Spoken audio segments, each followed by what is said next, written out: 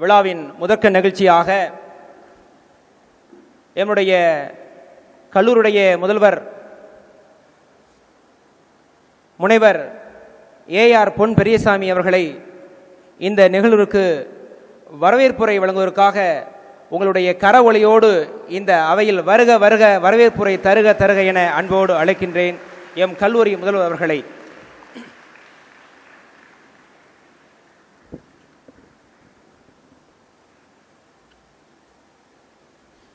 அனைவருக்கும் எனது காலை வணக்கத்தை தெரிவித்துக் கொள்கிறேன். கல்வி தந்தை மூக்கப்பிள்ளை அவர்களின் பொற்பாதங்கள் தொட்டு என்னுடைய வரவேற்பு உரையை தொடங்குகிறேன்.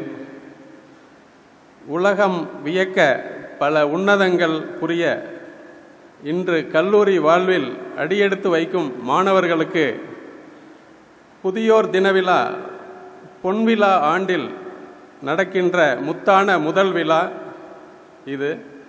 முதல்வராக நான் பொறுப்பேற்று நடக்கும் விழா.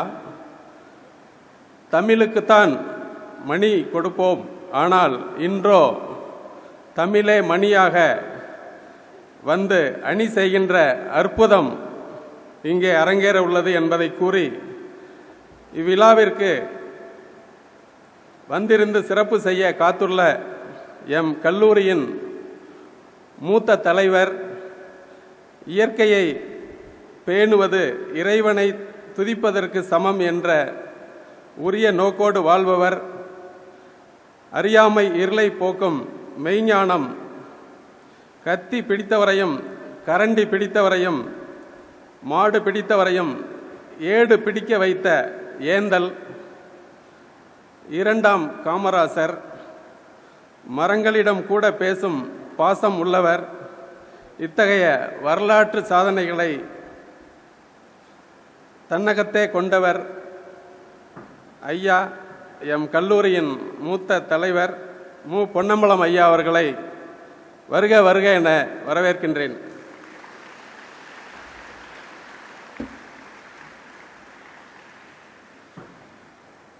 ஐயாவின் உழைப்புக்கு அடிச்சுவடி, கருணையை கண்ணில் காட்டுவாய், கடமையை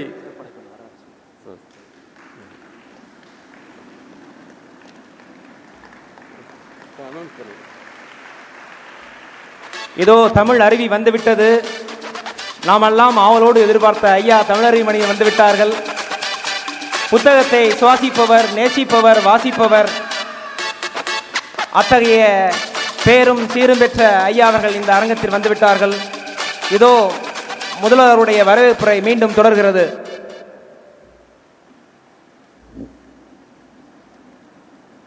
ஐயாவின் உழைப்புக்கு அடிச்சுவடி, கருணையை கண்ணில் காட்டுவாய், கடமையை சொல்லில் தீட்டுவாய், பெருமையில் மௌனம் காப்பாய், ஐயாவின் ஆரோக்கியம் காப்பதில் இரண்டாம் முத்துலட்சுமி, உங்களை இப்புதியோர் தினவிழாவிற்கு கல்லூரியின் சார்பாக வருக வருக என அம்மா அவர்களை வரவேற்கின்றேன்.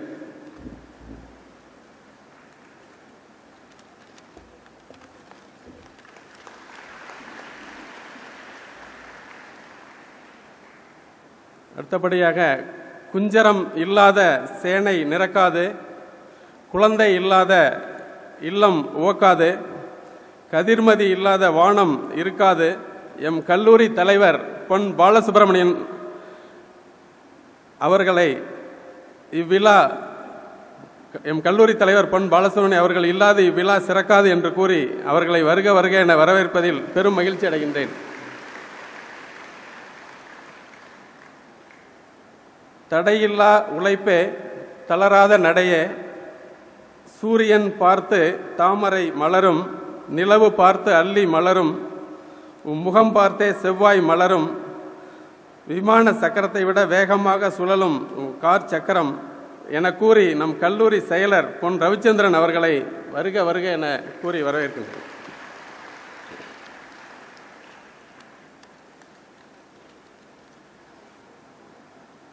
நமது சிறப்பு விருந்தினர் பெரியோரை வியத்தலும் இளமே என்ற கணியன் பூங்குன்றன் வரிகளை கூறி இன்று நம்மிடையே வந்திருந்து இப்புதியோர் தினவிழாவிற்கு பேருரை ஆற்ற சொர்த்தவம் செய்யும் பண்பாளர், அரசியல் கட்சியால் விலை பேச முடியாத ஆலிமுத்து, தான் நடந்து வந்த பாதையை மறக்காத காந்தியம், தமிழருவி மணியன், சொற்கள் நடந்தால் உரைநடை, நடனமாடினால் கவிதை என்பார்கள்.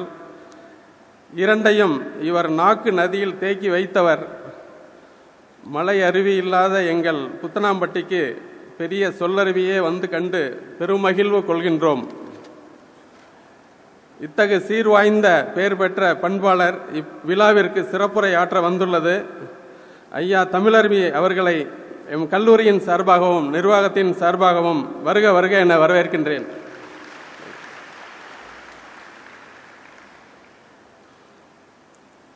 மூலவரையும் உச்சவரையும் இவர் அனுமதி இல்லாமல் வழிபட முடியாது. அதுபோலவே தமிழருவி அவர்களை வழக்குரைஞர் கணேசன் அவர்கள் இல்லாமல் பார்க்க முடியாது. இவர்தான் ஐயா வருவதற்கு இவர்தான் காரணம்.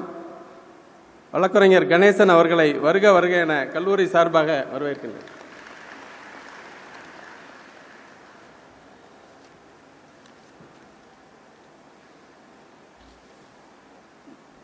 நமது கல்லூரியின் 5ஆம் முதல்வராக இருந்து என்எம்சியை அழகு செய்த முன்னாள் முதல்வர், எங்களுடைய வழிகாட்டியாக இருந்து எம்மை வழிநடத்தும் தலைமைசால் பண்பாளர் முனைவர் ஜெயப்பிரகாசம் அவர்களை வருக வருக என வரவேற்பதில் மகிழ்ச்சி அடைகின்றேன்.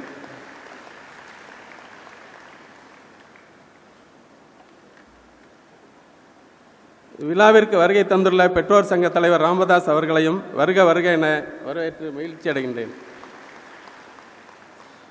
மற்றும் திரளாக வந்திருக்கும் அனைத்து பெற்றோர்களுக்கும் என்னோட மனமார்ந்த வருகை நன்றி காணிக்கை ஆக்குகின்றேன். மாணவர்கள் இவ்விழாவின் நட்சத்திரங்கள், மாணவ மாணவிகள் இவ்விழாவின் நட்சத்திரங்கள். அனைத்து மாணவ மாணவிகளையும் நீங்கள் இல்லாமல் இவ்விழா சிறக்காது. அனைத்து மாணவ மாணவிகளையும் வருக வருக என்று முதல்வர் என்ற முறையிலும் நிர்வாகத்தின் சார்பிலும் வருக வருக என வரவேற்கின்றேன். மற்றும் இருபால் பேராசிரியர்கள், தேர்வு நெறியாளர், பொதுமக்கள், ஆசிரியர் எல்லா பணியாளர்கள், ஊடகத்துறையை சார்ந்தவர்கள் அத்துணை பேரையும் இவ்விழாவிற்கு வரவேற்று மகிழ்ச்சி அடைகிறேன். அடுத்தபடியாக நமது கல்லூரி நிறுவனர் கல்வி தந்தை மூக்கப்பிள்ளை ஐயா இம்மண்ணில் பிறந்து ஐயா பொன்னம்பலம் ஐயா அவர்களை இக்கல்லூரி 1967ஆம் ஆண்டு முதல்வராக்கி கல்லூரியின் மூத்த முதல்வர் 26 ஆண்டுகள் முதல்வராக பணியாற்றி இம்மண்ணிலேயே வளர்ந்து குடியிருந்து கல்லூரியை காத்து பெரும் சிறப்படைய செய்து வைத்திருக்கின்றார். அதுபோலவே நானும் இந்த மண்ணில் பிறந்தவன். இந்த கல்லூரியில் இங்கு அபினிமங்கலம் புத்தனாம்பட்டியில் பள்ளியில் படித்து 6 ஆண்டுகள் கல்லூரியில் படித்து 6வது முதல்வராக கல்லூரியில் பணியேற்றிருக்கின்றேன். நானும் இந்த ஊரிலேயே தங்கியிருப்பதால் 24 மணி நேரமும் மாணவர்களுக்கு சேவை செய்ய கடமைப்பட்டுள்ளேன். பெற்றோர்கள், மாணவர்கள் எந்த குறை இருந்தாலும் கல்லூரியிலும் சரி விடுதியிலும் சரி எந்த குறை இருந்தாலும் மாணவர்களுக்கு சேவை செய்ய கடமைப்பட்டுள்ளேன் என்று கூறி நன்றி விடைபெறுகிறேன். நன்றி, வணக்கம்.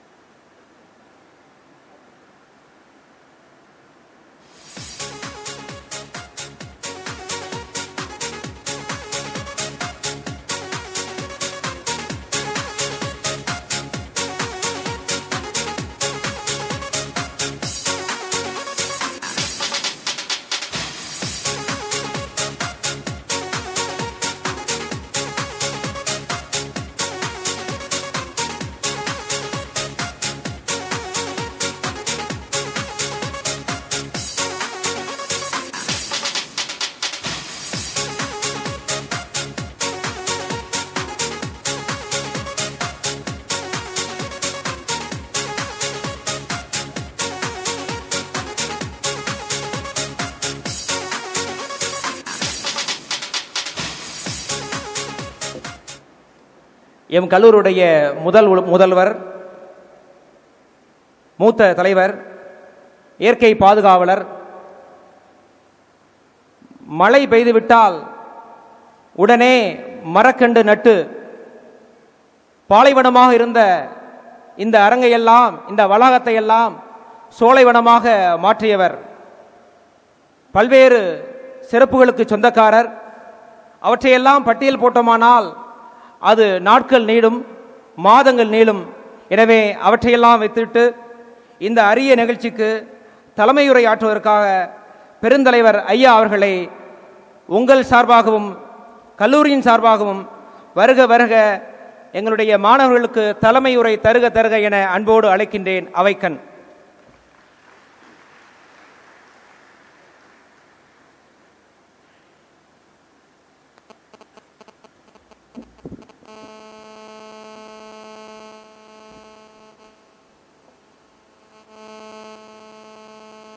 இந்த கல்லூரியினுடைய பொன்விழா ஆண்டு இன்று தொடங்குகிறது. இந்த பொன்விழா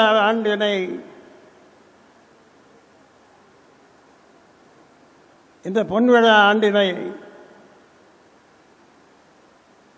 சிறப்பாக துவக்கி வைப்பதற்காக நம்முடைய தமிழருவி மணியன் அவர்கள் வருகை தந்திருக்கின்றார்கள். இந்த சிறப்பு நிகழ்ச்சியோடு இங்கே வருகை தந்திருக்கக்கூடிய கல்லூரி தலைவர், கல்லூரி செயலர், கல்லூரி முதல்வர், முன்னாள் முதல்வர் மற்றும் பேரவை உறுப்பினர் திருமதி சிவனேஸ்வரி, பெற்றோர் சங்க தலைவர், ஆசிரியர்கள், பெற்றோர்கள், ஊடகத்தினர், மாணவர்கள், பெற்றோர்கள் அனைவரையும் முதல்வர் அவர்களோடு சேர்ந்து வரவேற்பதிலே நான் மிக்க மகிழ்ச்சி அடைகின்றேன். இந்த நல்ல நாளிலே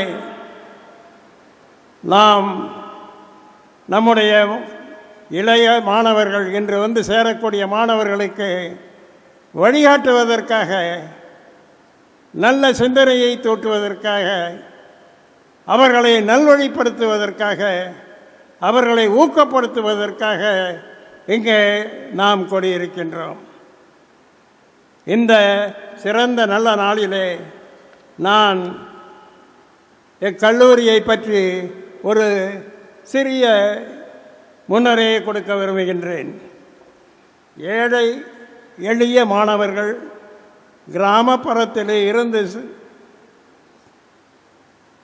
நகரத்திலே சென்று படிக்க இயலாத சூழ்நிலை 1939-40களிலே, அந்த ஆண்டிலேயே கிராமப்புற மக்கள் படிக்க வேண்டும் என்பதற்காக ஒரு ஆரம்ப பள்ளியை தொடக்கி, பிறகு அதை நடுநிலைப் பள்ளியாக்கி, பிறகு அதை உயர்நிலைப் பள்ளியாக்கி, ஆசிரியர் பயிற்சியாக்கி, கல்லூரியாக்கி, இன்று ஆராய்ச்சி நிறுவனங்கள் இருக்கக்கூடிய மாபெரும் ஸ்தாபனமாக இந்த கல்லூரியை தொடங்கி வைத்தார் என் தந்தை மூக்கப்பிள்ளை அவர்கள். இந்த கல்லூரியில் இருந்து இதுவரை 25,000 பட்டதாரிகள் வெளியேறி இருக்கின்றார்கள். ஆயிரக்கணக்கானவர்கள் பல நாடுகளிலே கம்ப்யூட்டர் துறையிலும் நிர்வாகத்துறையிலும் பணியாற்றி வருகின்றார்கள். முக்கியமாக இந்த 25,000 மாணவர்களில் 15,000 மாணவர்கள், கிட்டத்தட்ட 15,000 மாணவர்கள் ஆதி திராவிட வகுப்பைச் சேர்ந்தவர்கள் என்பதை நான் குறிப்பாக கூற வேண்டும். ஏனென்றால் காந்திஜி எப்படி தன்னுடைய வாழ்க்கையை ஹரிஜனங்களுக்காக அர்ப்பணித்து கொண்டாரோ, அதுபோல மூக்கப்பிள்ளை அவர்கள் இந்த சுற்றுப்புறத்திலே இருக்கக்கூடிய ஆதி திராவிட மாணவர்களுக்கு தன்னை அர்ப்பணித்து கொண்டு அவர்கள் மேலே வர வேண்டும் என்பதற்காக வளர்த்தவர். இந்த கல்லூரியிலே அதற்காகவே தான் நம்முடைய மாணவர்கள், பின்தங்கிய மாணவர்கள் மற்ற கல்லூரி மாணவர்களோடு போட்டி போட வேண்டும் என்றால் புதியனவற்றை தேட வேண்டும், புதியனவற்றை அவர்களுக்கு புகுத்த வேண்டும் என்பதற்காகவே 1983 கம்ப்யூட்டர் வகுப்பை தொடங்கினோம். முதலில் கம்ப்யூட்டர் வகுப்பு தொடங்கியதால் அதில் படித்த 15 மாணவர்கள் 14 பேர் இன்று அமெரிக்காவிலே நாசா முதலிய ஆராய்ச்சி கூடங்களிலே பணியாற்றி வருகின்றார்கள் என்பதை சிறப்பாக குறிப்பிட விரும்புகின்றேன். அவர்களை நான் சென்ற முறை 2 ஆண்டுகளுக்கு முன்பு நான் அமெரிக்கா சென்றபோது அவர்களை சந்தித்து உரையாடல் செய்து ஒரு மீட் ஏற்பாடு செய்தோம். நியூ ஜெர்சி என்ற இடத்திலே நூற்றுக்கணக்கான மாணவர்கள் எங்களை வந்து அங்கே நிகழ்ச்சியில் கலந்து கொண்டது மிகச் சிறப்பாக அடைத்தது. அதே போல 10 தினங்களுக்கு சென்ற வாரம் நான் இலங்கைக்கு சென்றிருந்தேன். இந்த கல்லூரியில் இருந்து படித்த 50க்கும் மேற்பட்ட பழைய மாணவர்கள் எனக்கு வரவேற்பு கொடுத்து அங்கே ஒரு பெரிய நிகழ்ச்சியை நிகழ்த்தி பாராட்டினார்கள். எப்படி உலகம் முழுவதும் நிறைந்து கிடக்கின்ற இந்த மாணவ சமுதாயம், ஏழை எளிய மாணவ சமுதாயம், அவர்களை வாழ்த்த வேண்டாம், அவர்களை வளர்க்க வேண்டும் என்பதற்காக நாங்கள் முன்னேறி கொண்டிருக்கிறோம்.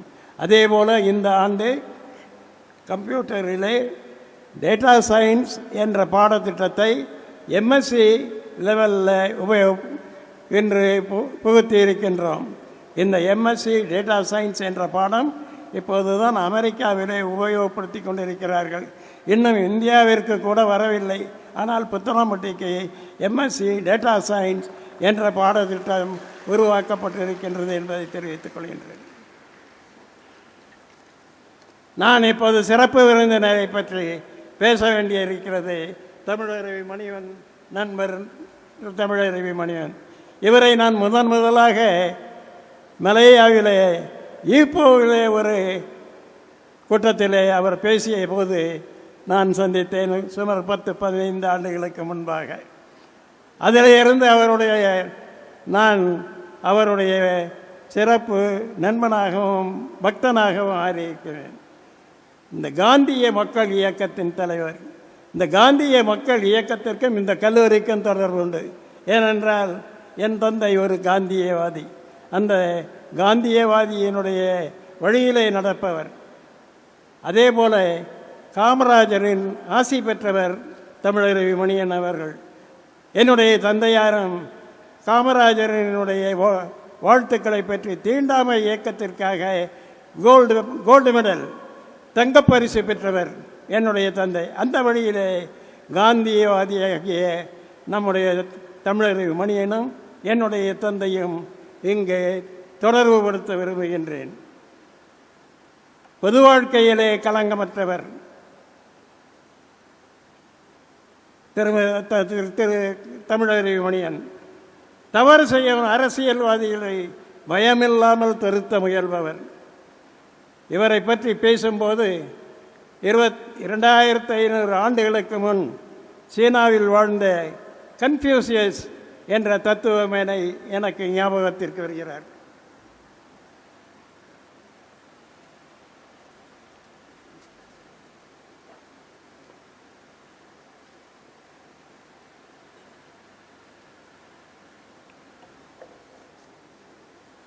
முப்பத்தைந்து வயதிலேயே அவருடைய கிராமத்தில் ஒரு கோழி சண்டை நடந்தது. அந்த கோழி சண்டையினால் கிராமம் பிளவுபட்டது. ஜெயித்தவர்கள் ஒரு பக்கமும் தோற்றவர்கள் ஒரு பக்கமுமாக கிராமம் பிளவுபட்டது. அந்த பிளவுபட்ட கிராமத்திலே அவருடைய உபதேசங்கள் ஏற்கப்படவில்லை. ஆகவே அந்த கிராமத்தை விட்டு மற்றொரு நகரத்திற்கு சென்றார். அந்த நகரத்திற்கு சென்றபோது அங்கே ஆட்சியிலே இருந்த சில மன்னர்களை சந்தித்தார். அவர்களுக்கு தன்னுடைய ஆற்றலை தெரிவித்தார், தன்னுடைய உபதேசங்களை தெரிவித்தார், தன்னுடைய கருத்துக்களை தெரிவித்தார், அரசியல் தத்துவங்களை தெரிவித்தார். அதிலே மயங்கிய மன்னர் ஒருவர், நீ என்னுடைய அமைச்சரவையிலேயே இரு என்று பணித்தார். ஆனால் ஏற்கனவே இருந்த அமைச்சர் ஒருவர் மன்னரிடம் போய், ஐயா, இவர் பெரிய அறிவாளிதான், ஆனால் இவர் கூறிய கருத்துக்களை மக்கள் ஏற்றுக்கொள்ள மாட்டார்கள், நீங்கள் மக்களுக்கு எதிராக ஆகிவிடுவீர்கள், மன்னராக இருக்க முடியாது, ஒரு பிச்சைக்காரனாக ஆகிவிடுவீர்கள் என்று மனதை மாற்றினார். ஆகவே மன்னர் கன்ஃபியூசியஸை நாடு கடத்தி விட்டார். நாடு கடத்தப்பட்ட அந்த கன்ஃபியூசியஸ் காட்டு வழியே போகின்றார் தன் சீடர்களோடு. அப்படி போகும்போது மலை உச்சியிலே ஒரு நடு வயது பெண் ஒருத்தி அழுது கொண்டிருந்தார் ஒரு கல்லறை பக்கத்திலே. அதை பார்த்து கன்ஃபியூசியஸ் அவரிடம் கேட்டார், நீ ஏன் இங்கே அழுது கொண்டிருக்கின்றாய் என்று கேட்டார். அதற்கு அவர் சொன்னார், என்னுடைய தந்தை இந்த காட்டிற்கு வந்தார், புலி அடித்து விட்டது. என்னுடைய கணவர் வந்தார், புலி அடித்து கொண்டு விட்டது. அவரை தேடிச் சென்ற என் மகனையும் அடித்து விட்டது.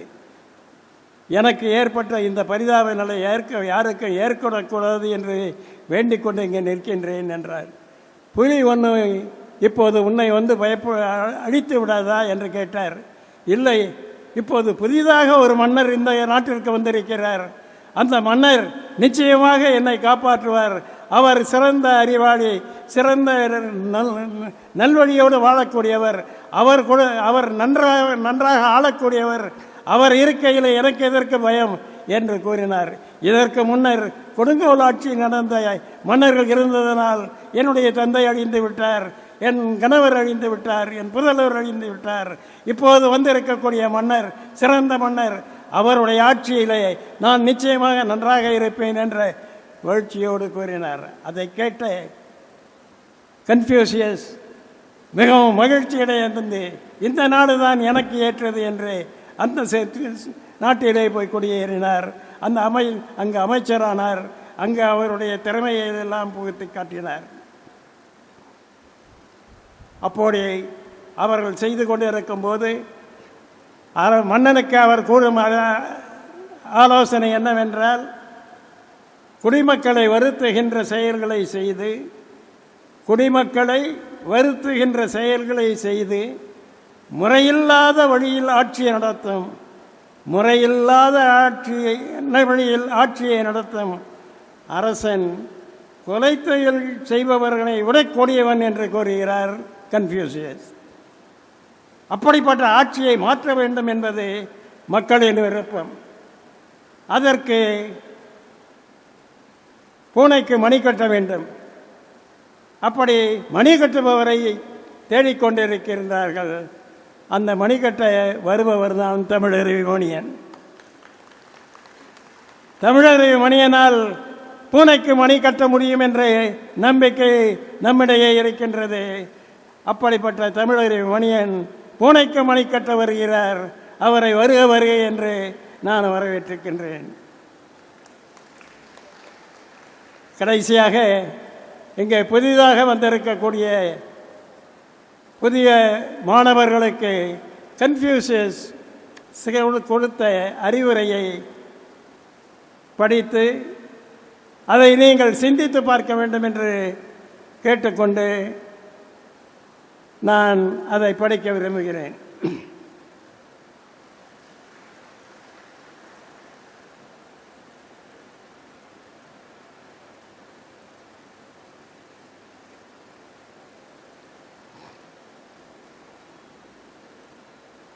மாணவர்கள் நன்றாக கவனிக்க வேண்டும். புதிய மாணவர்கள் நன்றாக கவனிக்க வேண்டும்.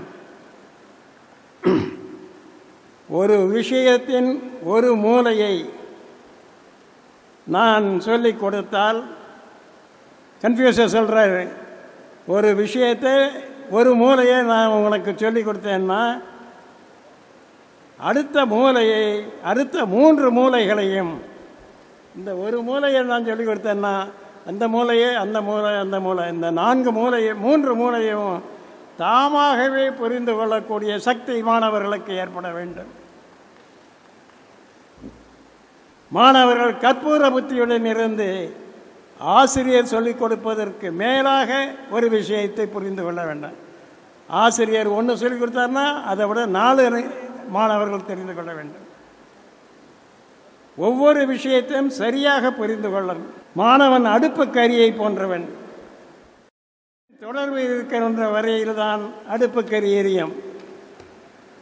நெருப்பு அணைந்து விட்டால் கரியும் குளிர்ந்து விடும்.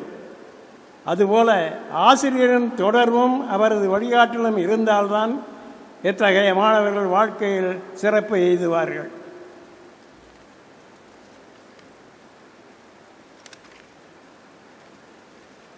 ஒரு மாணவனின் உண்மையான மதிப்பு என்ன? ஃபஸ்ட் கிளாஸ் வாங்கினாரு, டிஸ்டிங்ஷன் வாங்கினாரு, ரேங்க் வாங்கினாரு அப்படிங்கிறதெல்லாம் இல்லை. அவனுடைய உடல் திறமையை பார்த்து கருதக்கூடாது, அவனுடைய அழகை பார்த்து கருதக்கூடாது, அவனுடைய புகழை பார்த்து கருதக்கூடாது. அவன் நல்ல ஒழுக்கம் உடையவனாக இருக்கின்றானா, அந்த ஒழுக்கம் அவனிடம் இருக்கின்றதா என்பதை பார்த்து தான் அந்த மாணவன் சிறந்தவன் என்று அறிவிக்க முடியும். ஒழுக்கமான மாணவர்களாக இருக்க வேண்டும் என்று கன்ஃபியூசியஸின் விருப்பம், அதே போல எங்களுடைய விருப்பம் அதுதான். மாணவர்கள் தங்களது முழு ஆற்றலையும் ஆக்கப்பூர்வமான குறிக்கோளை அடையப்படும் பயன்படும் செயல்களில் மட்டுமே செலுத்த வேண்டும். ஆக்க வேலைக்காக ஆக வேண்டிய செயல்களில் தான் நீங்கள் ஈடுபட வேண்டும். சுயநலம் இல்லாத பரந்த மனப்பான்மை உடையவர்களாக இருக்க வேண்டும். சுயநலம் இருக்கக்கூடாது, பரந்த மனப்பான்மை இருக்க வேண்டும். மூக்கப்பிள்ளை நினச்சிருந்தாருன்னா 1940 திருச்சியில் சைனா பஜாரியே விலைக்கு வாங்கியிருக்க முடியும். ஆனால் இன்னைக்கு அவர் சைனா பஜாரில் இருக்கக்கூடிய 50 கடைகளுக்கு தான் சொந்தக்காரர்களாக இருந்திருக்க முடியும். ஆனால் இன்றைக்கு 25,000 மாணவர்களுக்கு வழிகாட்டியாக பிறகாக இருக்கின்றார். அதுபோல தன்னலம் இல்லாமல் சுயநலம் இல்லாமல் இருக்க வேண்டும் என்று கேட்டுக்கொள்கின்றேன். கண்மூடித்தனமாகவோ மனம் போன போக்கிலேயோ நடந்து கொள்ளக்கூடாது. மனம் போன போக்கில் நடக்கக்கூடாது. கண்மூடித்தனமாக நடந்து கொள்ளக்கூடாது. விரிந்து பிறந்த இந்த சமூகத்தில் மாணவன் தன்னை ஒரு அங்கமாக கருதி சமூக நன்மைக்காக பாடுபட வேண்டும். ஒவ்வொரு பட்டதாரியும் சமூக நன்மைக்காக பாடுபட வேண்டும். அந்த குறிக்கோளை நீங்கள் கொள்ள வேண்டும் என்று கூறி இந்த விழாவிற்கு வருகை தந்திருக்க அனைவருக்கும் என்னுடைய வாழ்த்துக்களை கூறி, புதிதாக சேர்ந்திருக்கக்கூடிய மாணவர்களுக்கு என்னுடைய நல்லாசிகளை கூறி விடைபெறுகின்றேன். வணக்கம்.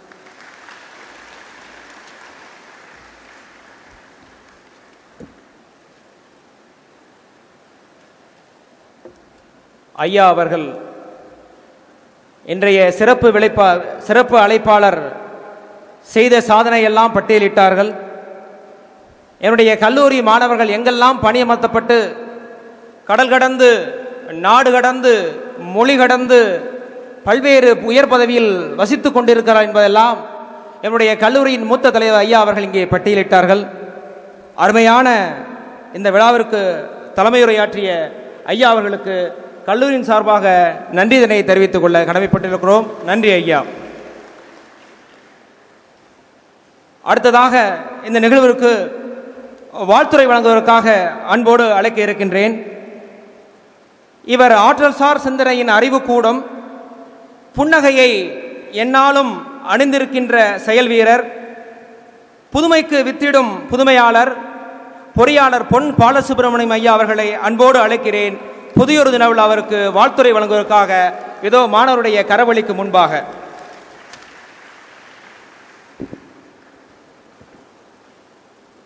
கல்லூரி தலைவர் அவர்களே, விழாவின் சிறப்பு அழைப்பாளர் பேரன்புமிகு தமிழருவி மணியன் ஐயா அவர்களே, கல்லூரி செயலர் அவர்களே, கல்லூரி குழு உறுப்பினர் அம்மா அவர்களே, பெற்றோர் ஆசிரியர் கழக தலைவர் அவர்களே, கல்லூரி முதல்வர் அவர்களே, முன்னாள் முதல்வர் அவர்களே, சிறப்பு விருந்தினர்களே, பிரஸ் இருந்து வந்திருக்கக்கூடிய பத்திரிகை நண்பர்களே, பெற்றோர்களே, புதிய மாணவர்களே, உங்கள் அனைவருக்கும் இனிய காலை வணக்கத்தை உரித்தாக்கிக் கொள்கின்றேன். புத்தனாம்பட்டி மண்ணிலே ஒரு புதிய சக்தி இருக்கின்றது என்று சொன்னால் அது மிகையாகாது. புதிய சக்தி அல்ல, நீண்ட காலமாகவே இருக்கக்கூடிய சக்தி. அந்த சக்தி இந்த கல்லூரியை தோற்றுவித்த நிறுவனர் ஐயா மூக்க பிள்ளை அவர்களுடைய நினைவாலயம் இங்கே இந்த அரங்கத்தின் அருகாமையிலே இருக்கின்றது. கிராமத்திலிருந்து வரக்கூடிய ஏழை எளிய மாணவர்களை எல்லாம் முன்னேற்றி அவர்கள் வாழ்க்கையிலே வெற்றி பாதையை காண்பித்து அவர்களை வெற்றியாளராக ஆக்க வேண்டும் என்பதிலே அவர் கனவு இன்னும் நடந்து கொண்டிருக்கின்றது என்று சொன்னால் அது மிகையாகாது. பல்வேறு சமயங்களிலே நான் அதனை உணர்ந்திருக்கின்றேன். இங்கே வந்தவர்கள் யாரும் வீணாக போனதில்லை, அவர்கள் வாழ்க்கை திசை மாறி போனதில்லை. நிச்சயமாக அவர்கள் வெற்றியாளர்களாகத்தான் ஆகியிருக்கின்றார்கள் என்று நான் உறுதியாக கூற முடியும். அந்த வழியிலே எந்த காரணத்திற்காக நீங்கள் இந்த புத்தனாம்பட்டி கல்லூரியை தேர்வு செய்தீர்களோ எனக்கு தெரியாது. ஒன்று மாத்திரம் நான் உறுதியாக சொல்ல முடியும் உங்களுக்கு, இந்த மண் உங்களை வெற்றியாளராக மாற்றும் என்பதில் மாறுபட்ட கருத்து கிடையவே கிடையாது. நீங்கள் அனைவரும் வெற்றியாளராக போகின்றீர்கள், வெற்றியாளர்கள்தான். அதற்காக உங்கள் அனைவரையும் நான் முதலில் வாழ்த்துகின்றேன். இந்த கல்லூரியிலே பல்வேறு உள்கட்டமைப்பு வசதிகள் இருக்கின்றன. அந்த வசதிகளை புதிய மாணவர்களாகிய நீங்கள் அனைவரும் நல்ல முறையிலே பயன்படுத்தி கொள்ள வேண்டும். லைப்ரரி ஆகட்டும், அல்லது லெபார்டரி ஆகட்டும், அல்லது விளையாட்டு அரங்கங்கள் ஆகட்டும், அதுபோன்று பல்வேறு வசதிகள் இங்கே செய்யப்பட்டிருக்கின்றன. அந்த வசதிகளை எல்லாம் மாணவர்கள் நல்ல முறையிலே 3 ஆண்டுகளுக்கு நிச்சயமாக நீங்கள் நல்லபடியாக பயன்படுத்த வேண்டும் என்று உங்களை நான் கேட்டுக்கொள்கின்றேன். பெருந்தலைவர் அவர்கள் பேசும் பொழுது சொன்னார்கள், நல்ல மாணவர்களாக இருக்க வேண்டும், ஒழுக்கமான மாணவர்களாக இருக்க வேண்டும் என்று. அந்த வகையிலே நீங்கள் உங்களை நீங்களே சற்று உற்று நோக்குங்கள். உங்கள் உடம்பிலிருந்து சற்று 5 அடி தூரத்தில் தள்ளி நின்று உங்களையே கொஞ்சம் உற்று பாருங்கள். ஏனென்றால் நாம் எப்பொழுதும் பக்கத்தில் இருப்பவரை பற்றி அதிகமாக பேசுவோம், எதிரில் இருப்பவர்களை பற்றி ஏராளமாக பேசுவோம், தூரத்தில் இருப்பவர்களை பற்றி தூக்கம் வராவிட்டாலும் பேசுவோம். அந்த அளவிற்கு நாம் மற்றவர்களை பற்றி பேசுவதிலே சுகம் கண்டவர்கள். ஆனால் நம்மை பற்றி பேச சொன்னால் நம்மளால் 2 நிமிடங்களுக்கு மேல் பேச முடிவதில்லை. பல்வேறு நேர்காணலிலே நான் நம் கல்லூரிக்கு விரிவுரையாளராக வர விருப்பப்படக்கூடியவர்களிடம் உங்களை பற்றி கூறுங்கள் என்று சொல்லுவேன். 1 நிமிடத்திற்கு மேல் அவர்களை பற்றி பேச முடிவதில்லை. இதுதான் நிதர்சனமான உண்மை. ஆகையினால் நான் உங்களிடம், புதிய மாணவர்களிடம் கேட்டுக்கொள்வதெல்லாம் உங்களை பற்றி சிந்தியுங்கள். நீங்கள் எதிர்காலத்தில் என்ன ஆக வேண்டும் என்பதை பற்றி யோசனை செய்யுங்கள். இன்னும் 20 வருடத்தில் நான் எங்கே இருக்க வேண்டும் என்று தீர்மானம் செய்யுங்கள். இன்று மாலை நாம் ஒரு சினிமா படத்திற்கு போக வேண்டும் என்றால் காலையிலிருந்தே அதற்கு நாம் நம்மளை தயார்படுத்திக் கொள்கின்றோம். எப்படி போக வேண்டும், யார் யாருடன் போக வேண்டும், அந்த நண்பரை அழைத்தோமா, இந்த நண்பியை அழைத்தோமா, எத்தனை மணிக்கு இங்கே இருந்து புறப்படுவது, எத்தனை மணிக்கு இங்கே பஸ் இருக்கிறது, எத்தனை மணிக்கு அங்கே சென்று சேருவோம், சினிமா படம் எத்தனை மணிக்கு ஆரம்பிக்கும், எவ்வளவு சிந்தனைகள் நம்மளிடையே ஓடுகின்றன, எண்ணி பாருங்கள். ஆனால் நீங்கள் இன்னும் 20 வருடத்தில் நீங்கள் என்னவாக இருக்க போகின்றீர்கள் என்பதை பற்றி என்றாவது நாம் சிந்தித்திருக்கின்றோமா? அந்த சிந்தனைக்கு ஏதாவது ஒரு செயல் வடிவம் நாம் கொடுத்திருக்கின்றோமா? இல்லை என்றால் இன்றிலிருந்து, இப்பொழுதிலிருந்து நீங்கள் சிந்திக்க வேண்டும் என்று உங்கள் ஒவ்வொருவரையும் நான் கேட்டுக்கொள்கின்றேன். சிறந்த திட்டங்கள் நீங்கள் தயார் செய்து அந்த திட்டத்தை 2 வாரங்களுக்குள் இந்த கல்லூரி பிரசிடென்ட் அவர்களுக்கு நீங்கள் அனுப்பி வைத்தீர்களே, ஆனால் அதில் சிறந்த செயல் திட்டத்தை எடுத்து அது நம் கல்லூரி மலரிலே பதிப்பதற்கு நான் ஏற்பாடு செய்ய இருக்கின்றேன் என்பதை இந்த சமயத்தில் தெரிவித்துக் கொள்கின்றேன். எனவே மாணவர்களே, உங்களை பற்றி சிந்தியுங்கள், உங்களுடைய எதிர்காலத்தை பற்றி திட்டமிடுங்கள், உங்களுடைய எதிர்காலத்தை பற்றி கனவு காணுங்கள். அந்த கனவினை எவ்வாறு நிறைவேற்றுவது என்பதிலே உங்களுடைய நேரத்தை செலவிடுங்கள். நிச்சயமாக நீங்கள் வெற்றியாளராக திகழ்வீர்கள் என்று கூறி பெருந்தலைவர்கள் வந்திருக்கின்றார்கள். அவர்களுடைய பேச்சை கேட்பதற்காக பெற்றோர்கள் ஏராளமானோர் வந்திருக்கின்றீர்கள். ஆகையினால் காலம் கருதி என்னுடைய வாழ்த்துறையை இத்துடன் முடித்துக் கொள்கின்றேன். வாய்ப்பிற்கு நன்றி. மாணவர்கள் எதிர்காலத்தில் தங்களை எவெல்லாம் தயார்படுத்திக் கொள்ள வேண்டும், ஒவ்வொரு மாணவரும் தங்களை சுய பரிசோதனை செய்து கொண்டால், கொள்ளுவது கொண்டு தள்ளுவது தள்ளி வாழ்ந்தோமானால் ஏற்றமிகு வாழ்க்கை நமக்கு கிடைக்கும் என்பதை தனக்கே உரிய தமிழில் எடுத்துரைத்து பேசி அமர்ந்திருக்கின்ற எம் கல்லூரி தலைவருக்கு மீண்டும் ஒரு முறை நெஞ்சார்ந்த நன்றிதனை தெரிவித்துக் கொள்கிறோம். நன்றி சார். அடுத்ததாக ஐயா அவர்கள் திரைப்படத்தை பற்றி சொன்னார்கள். கல்லூரி தலைவர் அவர்கள், மாணவர்களுக்கு ஐயம் தேவையில்லை, கல்லூரி விடுதியிலேயே அகன்ற திரையில் சனி ஞாயிறு அன்று திரைப்படம் காட்டப்படும் என்பதை இந்த தருணத்தில் ஐயாவுடைய உத்தரவோடு தெரிவித்துக் கொள்கிறேன். அடுத்ததாக கண்ணதாசன் அவர்கள், ஐயா அவர்களை வைத்து கண்ணதாசனை பேசுவதற்கு நான் மன்னிப்பு கோருகிறேன். கண்ணதாசன் அவர்கள் ஒரு விழாவிற்கு சென்ற பொழுது தாமதமாக சென்று விட்டார். எல்லோருக்கும் எல்லா மதம் பிடிக்கும், சிலருக்கு சைவம் பிடிக்கும், சிலருக்கு வைணவம் பிடிக்கும். கண்ணதாசனுக்கு பிடித்த மதம் என்று சொன்னால் தாமதம் என்று சொன்னாராம். ஆனால் எங்கள் கல்லூரி செயலர் தாமதம் என்ற வார்த்தை அவருடைய செயல்பாட்டில் அணுவளவும் இருக்காது. 9 மணிக்கே இந்த அவைக்கு வந்து அமர்ந்து விட்டார்கள். சென்னையில் இருந்தாலும் எந்த மாகாணத்தில் இருந்தாலும் கல்லூரி எடுக்கின்ற விழாவில் அவசியம் கலந்து கொண்டு சிறப்பு செய்வார்கள். இந்த விழாவிற்கு அடிநாதமாக இருந்து சிறப்பு செய்ய இருக்கின்ற, வார்த்துரை வழங்க இருக்கின்ற எம் கல்லூரி செயலர் பொன் ரவிச்சந்திரன் அவர்களை அன்போடு நிகழ்வுக்கு வாழ்த்துரை வழங்க மாணவர்கள் மத்தியில் கரவொலியோடு அழைக்கிறேன். வருக வருக, எங்கள் மாணவர்களுக்கு வாழ்த்துரை தருக தருக என அன்போடு அழைக்கின்றேன்.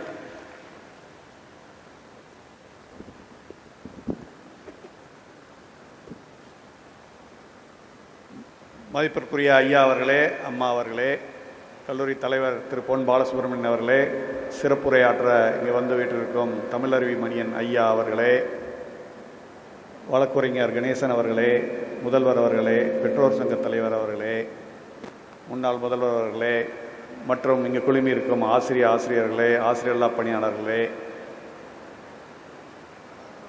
பேரண்ட்ஸ் மற்றும் மாணவியர்களே, உங்கள் அனைவருக்கும் என்னுடைய காலை வணக்கங்கள்.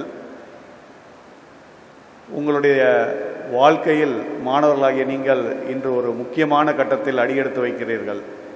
இது ஏன் முக்கியமான கட்டம் என்று கூறுகிறேன் என்றால், பள்ளிப்பருவம் என்பது நம்முடைய தாய் தந்தையார் அவர்களது கைக்குள்ளேயே நம்மளை வைத்து தாங்கி நம்மளை நல்லபடியாக வழிநடத்தி கொண்டு சென்று எந்த விதமான ஒரு கவலைக்கும் இடமில்லாமல் எல்லா பிரச்சனைகளையும் அவர்களே சமாளித்து நம்மளை வழிநடத்த செல்லும் காலகட்டம். அந்த காலகட்டத்தை கடந்து இப்பொழுது நீங்கள் கல்லூரி காலகட்டத்தில் அடியெடுத்து வைத்திருக்கிறீர்கள். இதில் என்னவென்றால், நீங்களாக சுயமாக சிந்தித்து சுயமாக முடிவெடுத்து செயல்படக்கூடிய ஒரு தருணம், அதற்கான ஒரு வாய்ப்பு வாழ்க்கையில் முதல் முறையாக உங்களுக்கு ஏற்படுகிறது.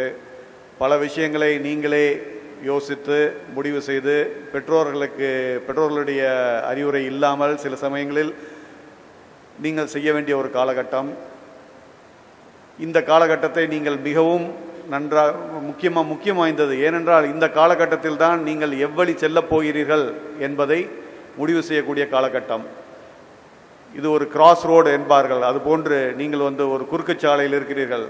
ஒரு பக்கத்தில் சென்றால் நல்வழி அடையலாம், இன்னொரு பக்கத்தில் சென்றால் எவ்வாறு போகுமோ என்பது மிகவும் மோசமான நிலைக்கு செல்லக்கூடும் என்ற ஒரு காலகட்டத்தில் இருக்கிறீர்கள். ஆகவே மிகவும் நன்றாக சிந்தித்து உங்களுடைய வாழ்க்கை முன்னேற வேண்டும் என்பதை பற்றி யோசித்து இங்கு உள்ள பல வசதிகளை நன்றாக பயன்படுத்தி உங்களுக்கு மேலும் என்ன வசதிகள் தேவைப்பட்டாலும் முதல்வரையோ மற்றும் கல்லூரி நிர்வாகிகளையோ சந்தித்து கேட்டு வாங்கி நல்லபடியாக பயன்படுத்தி வாழ்க்கையில் மேலும் மேலும் முன்னேற உங்களை தயார்படுத்தி கொள்ளும்படி கேட்டு வாய்ப்பளித்ததற்கு நன்றி கூறி விடைபெறுகிறேன். நன்றி, வணக்கம். ரத்தின சுருக்கமாக நம்முடைய கல்லூரி செயலர் அவர்கள் மாணவர்கள் எவற்றையெல்லாம் பின்பற்றி நடந்தால் எதிர்காலத்தில் சாதனை படைக்கலாம் என்பதை அழகுற எடுத்துரைத்து பேசிய கல்லூரி செயலர்களுக்கு நன்றியை தெரிவித்திருக்கிறேன். நன்றி சார்.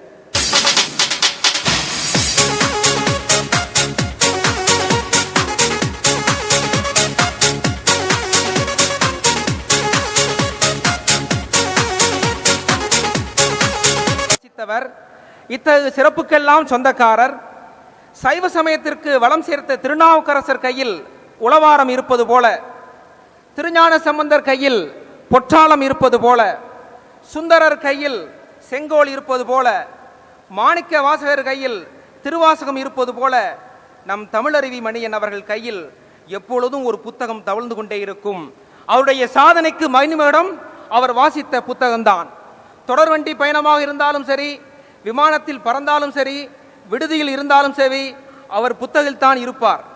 இத்தகு சீர்வாய்ந்த பெயர் பெற்ற பண்பாளர் இவ்விழாவிற்கு சிறப்புரையாற்ற வந்துள்ளார். ஐயா தமிழருவி மணியன் அவர்களை மீண்டும் உங்களுடைய கரவொலியோடு இந்த விழாவிற்கு சிறப்புரையாற்ற வருக வருக. எங்களுடைய முதலாம் ஆண்டு மாணவர்களுக்கு புத்தாக்கம் தருக தருக என தமிழால் அழைக்கின்றேன் ஐயா அவர்களை. நன்றி ஐயா. ஐயா பொன்னம்பலம் அவர்களே, அன்பிற்கினிய பொன் பாலசுப்ரமணியம் அவர்களே, அன்பிற்கினிய பொன் ரவிச்சந்திரன் அவர்களே, முதல்வர் அவர்களே,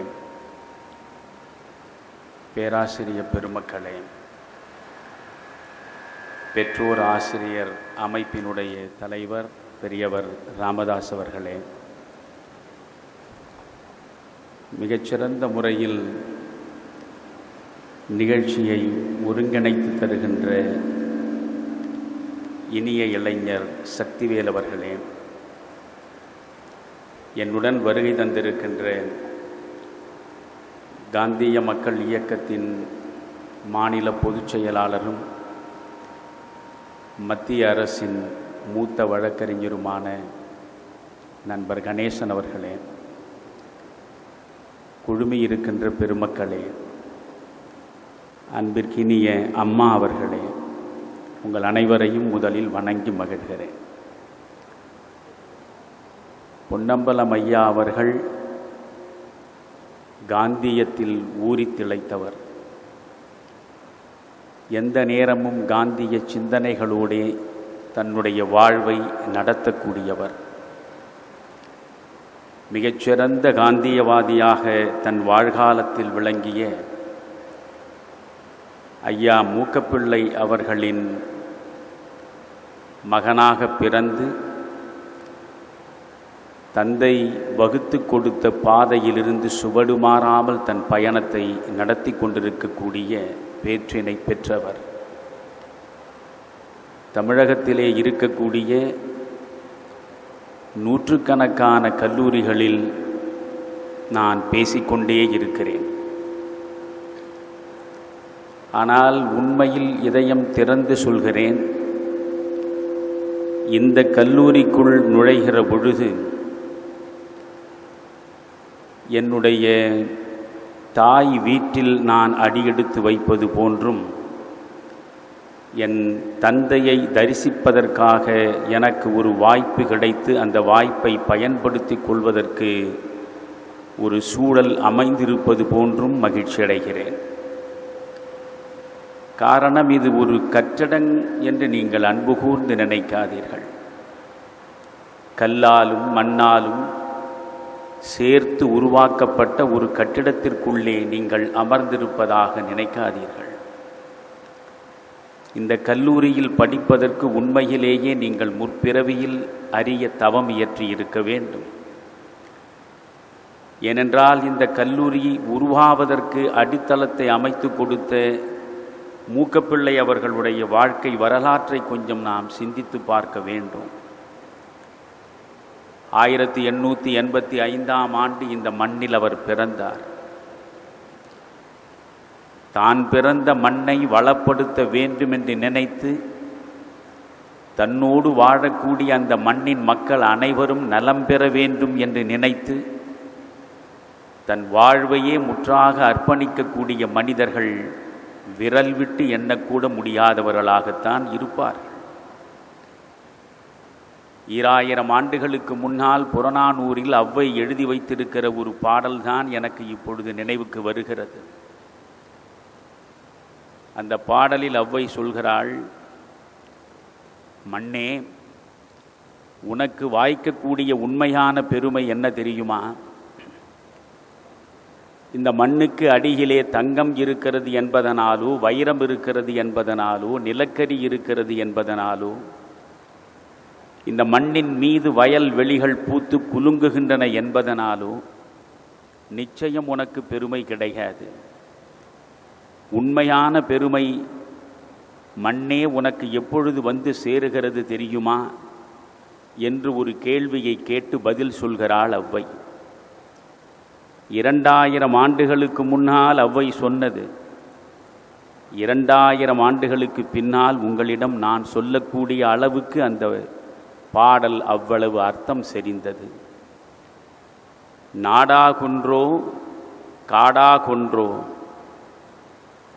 நாடா கொன்றோ காடா கொன்றோ என்றால் நாடா இருந்தால் என்ன, காடா இருந்தால் என்ன? அவலா கொன்றோ மிசையா கொன்றோ, மேடா இருந்தால் என்ன, பள்ளமா இருந்தால் என்ன? எவ்வழி ஆடவர் நல்லை அவ்வழி நல்லை வாழிய நிலனே. நன்றாக சிந்திக்க வேண்டும். நாம் வாழுகிற மண் இது நாடா இருந்தால் என்ன, காடா இருந்தால் என்ன, மேடா இருந்தால் என்ன, பள்ளமா இருந்தால் என்ன? எங்கு உன்மேல் நடக்கும் மனிதர்கள் நல்லவர்களாக இருக்கிறார்களோ அங்குதான் நீ நன்றாக வாழ்கிறாய் மண்ணே என்று ஔவை சொன்னாள். இந்த புத்தனாம்பட்டி பெருமைக்குரிய மண்ணாக இருப்பதற்கு முக்கியமான காரணம் மூக்கப்பிள்ளை என்பதை நாம் இந்த நேரத்தில் நன்றியோடு நினைந்து பார்க்க வேண்டும். இந்த இடத்தில் அவர் பிறந்தார். செல்வ வளத்தை சேர்ப்பதற்காக இங்கிருந்து மலேயாவுக்கு 1900 சென்றார். 15 வயதில் சென்றிருக்கிறார், மறந்து விடாதீர்கள். 15 வயதில் இன்றைக்கு இருக்கக்கூடிய பிள்ளைகளின் நிலைமை என்ன? அன்று 15 வயதில் மூக்கப்பிள்ளை அவர்கள் மலேயாவுக்கு செல்கிறார். தன் உடலில் இருந்து வியர்வை வழிய வழிய உழைக்கிறார். உழைத்து செல்வத்தை உருவாக்குகிறார். உருவாக்கிய செல்வத்தோடு இந்த மண்ணை மறக்காமல் திரும்ப வந்து சேருகிறார். இந்த மண்ணுக்கு வந்து சேர்ந்து முதலில் 120 ஏக்கர் நிலப்பரப்பை அவர் சொந்தமாக்குகிறார். அவர் 120 ஏக்கர் நிலப்பரப்பை சொந்தமாக்கினார். தந்தை 120 ஏக்கர் நிலப்பரப்பை உருவாக்கி வைத்தால் அவருக்கு வாரிசாக வரக்கூடிய பிள்ளை அத்தனையையும் விற்று தீர்த்து வீதியிலே நிற்கக்கூடிய நிலையைத்தான் நாம் பலரிடம் பார்க்கிறோம். ஆனால் மூக்கப்பிள்ளை அவர்கள் உழைத்து சேர்த்த பணத்தை கொண்டு வந்து இந்த மண்ணில் 120 ஏக்கர் நிலத்தை அவர் வாங்கினார். இன்று நம்முடைய ஐயா பொன்னம்பலம் அவர்கள், அவரை சார்ந்த குடும்பத்தினர் எடுத்துக்கொண்ட பல்வேறு முயற்சிகளின் விளைவாக அந்த 120 ஏக்கர் 1000 ஏக்கராக வளர்ந்திருக்கிறது. 1000 ஏக்கராக வளர்ந்திருக்கிறது என்கிற பொழுது ஒரு தனி மனிதனுக்கு, தனி குடும்பத்திற்கு கிடைத்திருக்கக்கூடிய சொத்து என்றுதான் நீங்கள் நினைக்கலாகாது. அப்படி நான் நினைத்தால் அதை பெருமையாக இங்கே சொல்லவும் ஒருபோதும் முன்வர மாட்டேன்.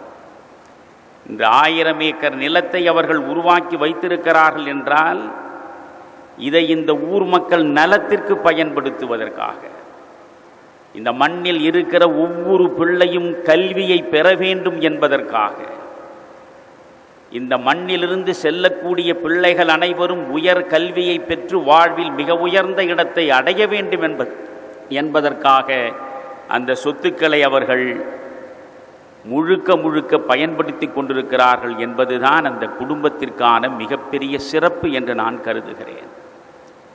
இன்று பெற்றோர்கள் பிள்ளைகளுக்கு வைக்கக்கூடிய பெயர்களை பார்த்தாலேயே எனக்கு வருத்தமாக இருக்கிறது. பல பெற்றோர் நம்முடைய பிள்ளைகளுக்கு தமிழ் பெயரே வைப்பதில்லை. வாயில் நுழையாதபடி ஜாதகம் பார்த்து இஷ் என்றும் புஷ் என்றும் பல்வேறு வகையில் பெயர்களை வைத்து அழைப்பதிலேதான் இன்றைய பெற்றோர் மகிழ்ச்சி அடைகிறார்கள். நல்ல தமிழ் பெயரை நம்மால் கேட்க முடியவில்லை.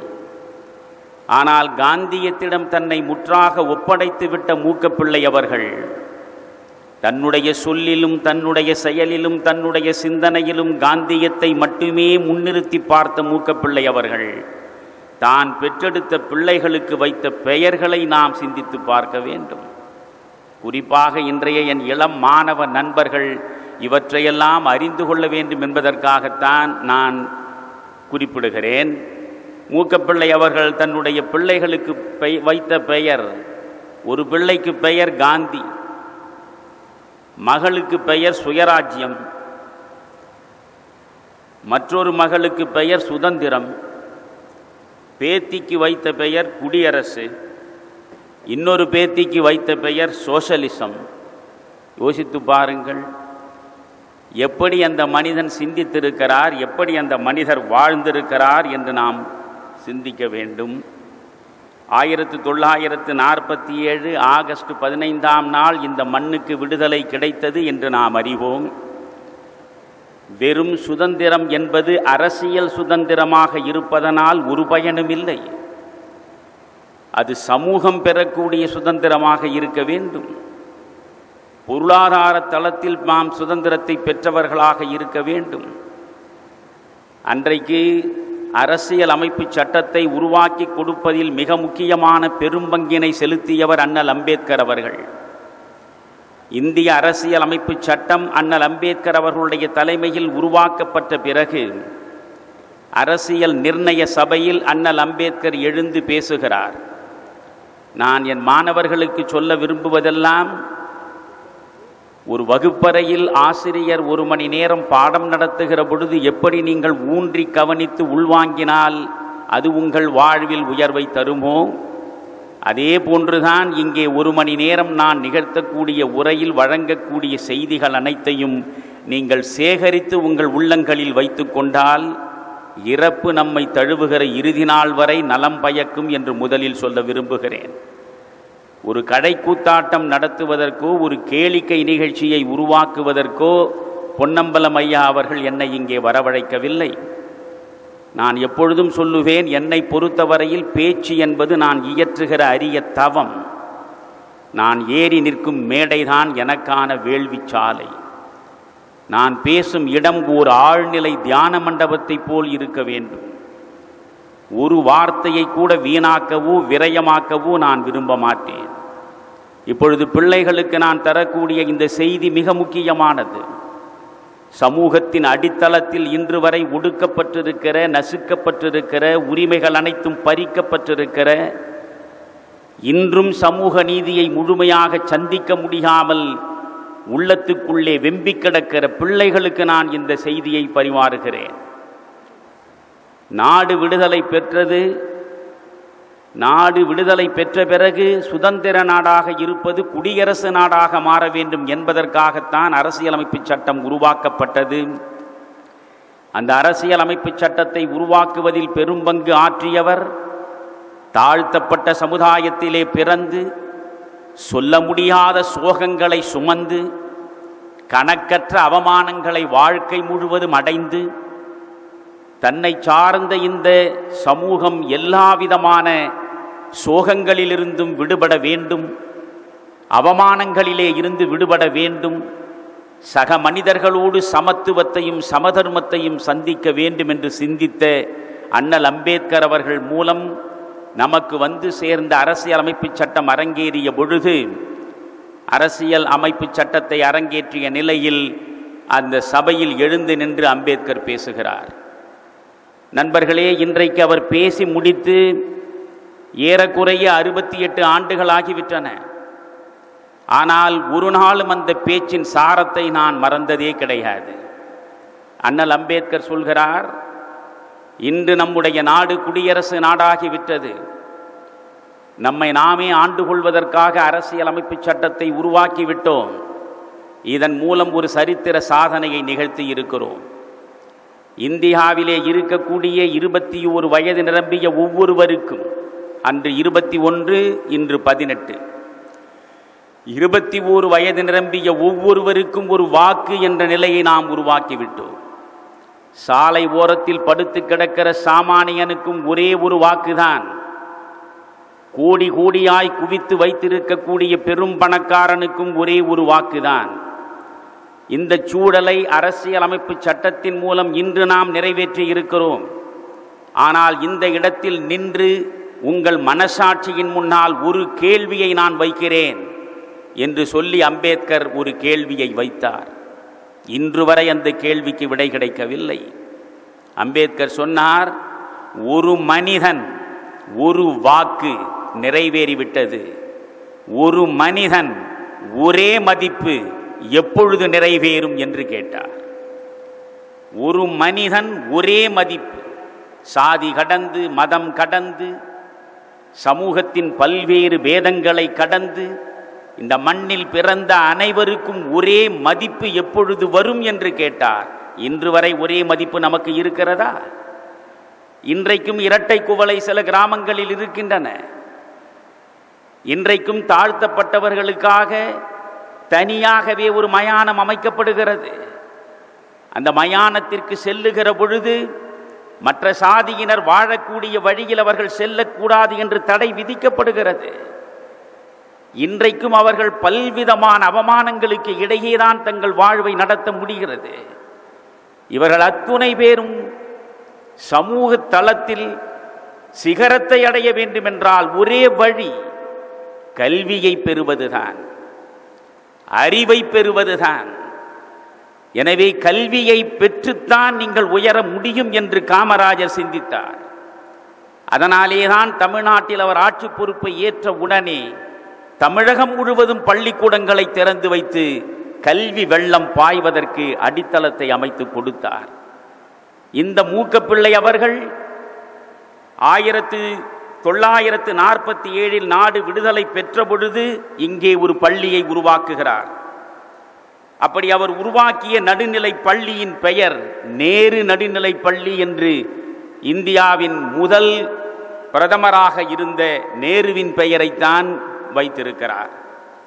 அப்படி அவர் ஆரம்பித்த அந்த பள்ளியில் ஆதி திராவிட மாணவர்கள் தங்குவதற்கென்று ஒரு விடுதியை அமைக்கிறார். அந்த விடுதிக்கு காந்திஜி விடுதி என்று பெயர் கொடுக்கிறார். ஆதி திராவிட பிள்ளைகளையும் சேர்த்து சமமாக அமர்த்தி கல்வியை கொடுப்பதற்கு மூக்கப்பிள்ளை முயன்ற பொழுது இந்த மண் அவ்வளவு எளிதாக அவரை ஏற்றுக்கொள்ளவில்லை. அவருடைய முயற்சியை பாராட்டவில்லை. ஆதி திராவிடர்களுடைய வீடுகளுக்கு சென்று அவர்களோடு உணவு அருந்தினார் என்பதற்காகவே பல்லாண்டு காலம் சொந்த சாதியிலே இருந்து அவரை இந்த சமூகம் நீக்கி வைத்திருக்கிறது. இவ்வளவு இன்னல்களுக்கு இடையிலும் தாழ்த்தப்பட்ட சமூகத்தை சார்ந்த பிள்ளைகள் அனைவரும் கல்வியை பெற்றாக வேண்டும். இந்த கல்வியின் மூலமாகத்தான் அவர்கள் தங்களுக்கான சமூக நீதியை அடைய முடியும் என்று சிந்தித்த ஒரு மனிதன் மூக்கப்பிள்ளை என்று நினைக்கிற பொழுது அந்த மூக்கப்பிள்ளையினுடைய பொதுநலத்தில் பிறந்த இந்த கல்வி நிலையம்தான் இன்றைக்கு இவ்வளவு பெரிய கல்லூரியாக அவருடைய பிள்ளைகளால், அவருடைய பேரப்பிள்ளைகளால் வளர்த்தெடுக்கப்பட்டிருக்கின்றன என்று நினைக்கிற பொழுது உண்மையிலேயே இந்த இடத்தில் கால் வைக்கிற பொழுதே நான் சிலிர்க்கிறேன். இது வெறும் கல்விக்கூடம் அல்ல, இது உங்களை உயர்த்துவதற்காக உருவாக்கப்பட்ட அறிவு திருக்கோயில் என்பதை நீங்கள் அன்பு கூர்ந்து புரிந்து கொள்ள வேண்டும். எனவே இந்த அறிவு திருக்கோவிலில் படிப்பதற்கு ஒரு இடம் கிடைத்தது என்பதற்காக முதலில் நீங்கள் அவர்களுக்கு நன்றி பாராட்ட வேண்டும்.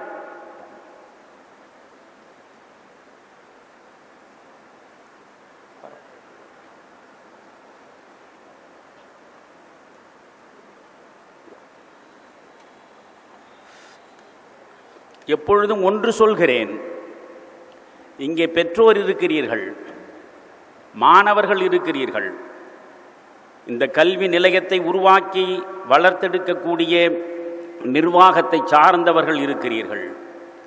ஒரு நாடு சிறப்பான ஆட்சியை பெற வேண்டுமென்றால் 3 துறைகள் செழுமையாக இணக்கமாக செயற்பட வேண்டும். ஒன்று எக்ஸிக்யூட்டிவ், இன்னொன்று ஜுடிஷியரி, அடுத்தது லெஜிஸ்லேச்சர் என்பார்கள்.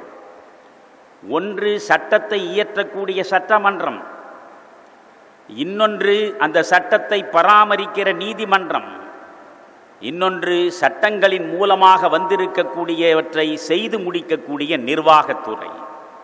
இந்த 3 துறைகளும் ஒன்றாக சேர்ந்து சிறப்பாக பணியாற்றினால்தான் நாடு நலம் பெறும். அப்படித்தான் ஒரு கல்லூரியும் ஒரு கல்வி குழுமமும். எப்படி ஜுடிஷியரி, எக்ஸிக்யூட்டிவ், லெஜிஸ்லேச்சர் என்று சொல்கிறோமோ அப்படித்தான் நிர்வாகம், மாணவர்கள், பெற்றோர் 3 பிரிவினரும் ஒன்றாக இணைந்தால் ஒழிய ஒரு கல்லூரியை மிகச்சிறந்த கல்லூரியாக மாற்ற முடியாது. எனவே நீங்கள் ஒருவருக்கு ஒருவர் உதவியாக இருக்க வேண்டும். நான் மாணவர்களுக்கு சொல்கிறேன், உங்களுக்கு இன்றைக்கு நான் தரக்கூடிய மிக முக்கியமான செய்தி ஒன்றே ஒன்றுதான். காலம் முழுவதும் நன்றி உள்ளவர்களாக இருங்கள். நன்றி உணர்ச்சி ஒன்றுதான் நல்ல மனிதர்களை உருவாக்கும்.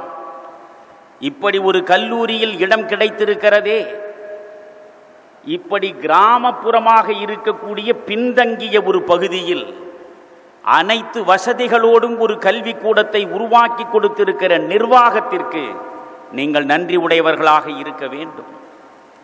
வயற்காட்டில் கொளுத்தும் வெயிலில் அரையாடையில் வியர்வை வழிய வழிய பணியாற்றக்கூடிய பெற்றோர்கள் தங்களுக்கு கிடைக்காத கல்வி, தங்களுக்கு கிடைக்காத வாழ்க்கை சுகம் தங்கள் பிள்ளைகளுக்கு கிடைக்க வேண்டும் என்பதற்காக 1000 சிரமங்களுக்கு இடையே முயன்று உங்களை இந்த அளவுக்கு வளர்த்து ஆளாக்கி கல்லூரியில் கொண்டு வந்து சேர்த்திருக்கிறார்களே, அவர்களுக்கு நீங்கள் நன்றி பாராட்ட வேண்டும். அறியாம இருட்டில் அழுந்தி கிடக்கக்கூடிய நம் இதயங்களில் அறிவு வெளிச்சத்தை பாய்ச்சுவதற்காகவே பணியாற்றுவதற்கு வந்திருக்கக்கூடிய ஆசிரிய பெருமக்களுக்கு நீங்கள் நன்றி பாராட்ட வேண்டும். நன்றி என்ற உணர்ச்சி தான் மனிதனை மேன்மையாக்கும்.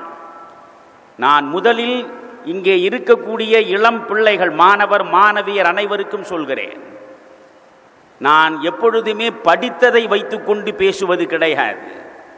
என் வாழ்வில் அனுபவிப்பதை மட்டும்தான் நான் மையமாக வைத்து எதையும் சொல்லுவேன்.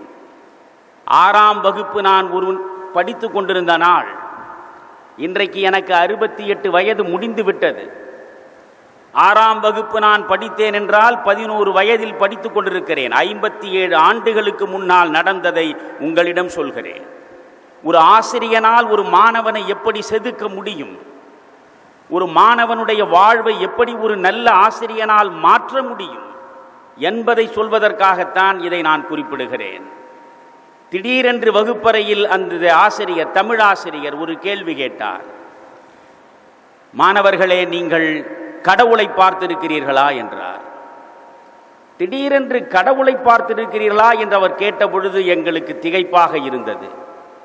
நாங்கள் அனைவரும் அமைதியாக இருந்தோம். அவர் மீண்டும் கேட்டார், நீங்கள் கடவுளை பார்த்ததே இல்லையா? நாங்கள் யாரும் பதில் சொல்லவில்லை.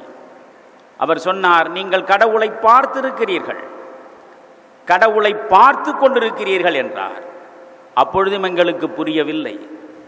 பிறகுதான் அவர் சொன்னார், எங்கோ விண்ணில் மறைந்து கிடக்கிறார் கடவுள் என்று ஒரு நாளும் கருதாதீர்கள். கடவுள் 2 வடிவங்களில் உங்கள் கண் முன்னால் ஒவ்வொரு நாளும் காட்சி தந்து கொண்டிருக்கிறார்.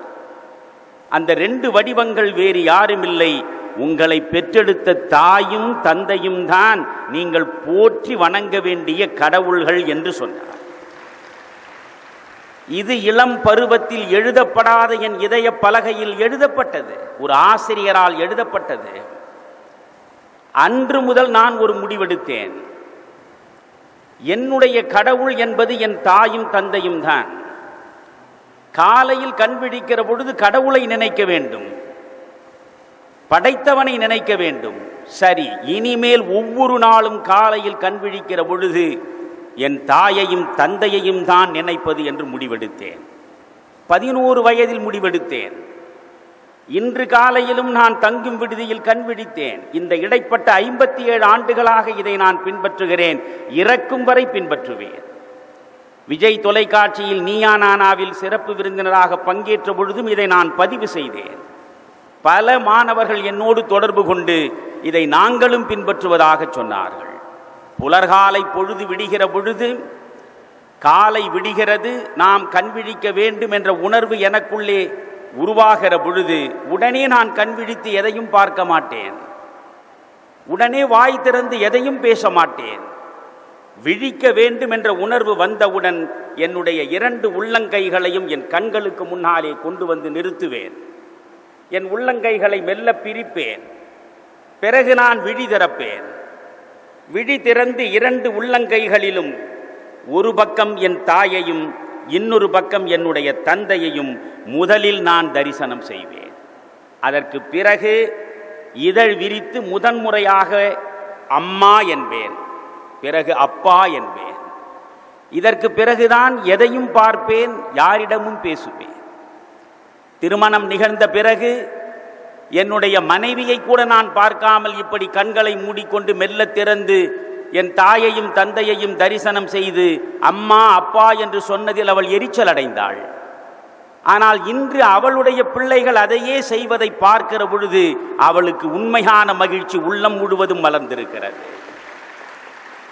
இதை நான் எதற்கு உங்களுக்கு சொல்கிறேன்? என்னுடைய தாயும் தந்தையும் இல்லாமற் போனால் எனக்கு ஏது இந்த பிறப்பு? எனக்கு ஏது இந்த சிறப்பு?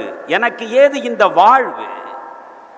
அனைத்தும் எனக்கு கிடைத்தது என்றால் என்னுடைய பெற்றோரால் தானே. எனவே என் பெற்றோருக்கு நான் நன்றி பாராட்ட வேண்டுமா இல்லையா? உங்களிடம் நான் ஒரு சின்ன கேள்வியை வைக்கிறேன். நீங்கள் உங்கள் பணத்தை வங்கியில் போட்டு வைத்திருக்கிறீர்கள். பணம் எடுக்க வேண்டும் என்று நினைத்து வேகமாக ஒரு நாள் புறப்பட்டு வங்கிக்குள்ளே நுழைகிறீர்கள். பணம் எடுப்பதற்கு அங்கே ஒரு சீட்டை நீங்கள் பூர்த்தி செய்து தர வேண்டும், ஒரு படிவத்தை பூர்த்தி செய்ய வேண்டும் என்கிற பொழுது பேனா வேண்டும். வந்த அவசரத்தில் பேனா கொண்டு வரவில்லை. உடனே திரும்பி பார்க்கிறீர்கள், அங்கே ஒருவர் பேனா வைத்திருக்கிறார். அவரிடம் மெல்ல சென்று, ஐயா உங்கள் பேனாவை கொஞ்ச நேரம் கொடுக்கிறீர்களா என்று கேட்கிறீர்கள். அவர் உடனே கொடுக்கிறார். அந்த பேனாவை வாங்கி படிவத்தை பூர்த்தி செய்துவிட்டு மீண்டும் பேனாவை கொடுக்கிறீர்கள். கொடுக்கிற பொழுது என்ன சொல்லி கொடுப்பீர்கள்? நன்றி என்று தான், தேங்க்யூ என்று சொல்வீர்கள் இல்லையா? நான் உங்களை கேட்கிறேன், நீங்கள் இரவலாக வாங்கி திரும்ப கொடுத்தீர்களே அந்த பேனா, இதில் நீங்கள் பயன்படுத்தியது 2 நிமிடங்கள் தான். அந்த பேனாவிலே இருந்து நீங்கள் பயன்படுத்தியது 2 மைத்துளிகள் தான். 2 நிமிடம் இரவலாக வாங்கியதற்காக, 2 மைத்துளியை பயன்படுத்தியதற்காக ஒரு பேனாவை கொடுக்கிற பொழுது நன்றி சொல்ல தெரிந்த நமக்கு, கருவில் நம்மை சுமந்து 10 மாதம் 1000 துன்பங்களையும் துயரங்களையும் அனுபவித்து 10வது மாதம் நம்மை பிள்ளையாக இந்த மண்ணிலே கொண்டு வந்து சேர்த்து நமக்கென்று வாழ்வையும் வளர்ச்சியையும் உருவாக்கி கொடுத்திருக்கிற அந்த தாய்க்கும் தந்தைக்கும் சாகும் வரை நாம் நன்றி பாராட்ட வேண்டுமா இல்லையா? யோசித்து பாருங்கள். எனவே உங்களுக்கு சொல்கிறேன், தாயின் கண்களிலிருந்து ஒரு சொட்டு கண்ணீர் வரக்கூடிய நிலையை ஒரு மகன் உருவாக்கி விட்டால், தந்தையினுடைய மனம் புண்படுகிறார் போல் ஒரு சொல்லை மகன் ஒரு நாள் சொல்லிவிட்டால், அவன் வாழ்வில் எந்த விதமான உயர்வுக்கும் வழியே கிடையாது. எழுதி வைத்துக் கொள்ளுங்கள். 3 வேளை சோற்றுக்கு கூட வழியில்லாமல் வறுமை பள்ளத்தில் விழுந்து கிடந்த நாடக கலைஞனாக இருந்த எம்ஜிஆர் தமிழ்நாட்டின் திரை உலகத்தின் முடிசூடா மன்னனானார். தமிழகத்தில் பெருந்தலைவர் காமராஜரை விடவும் கூடுதலாக ஒரு ஆண்டு என்று 10 ஆண்டுகள் ஆட்சி நடத்தினார். வாழ்வின் எல்லா உயரங்களையும் சந்தித்த அந்த மனிதன் படித்ததில்லை, 8ஆம் வகுப்பை கூட எட்டி பார்த்ததில்லை. ஆனால் அந்த மனிதனுக்கு அவ்வளவு உயர்வும் கிடைத்ததற்கு காரணம், சாகும் வரை தன்னுடைய தாயை அவன் தெய்வத்துக்கு சமமாக நினைத்தான்.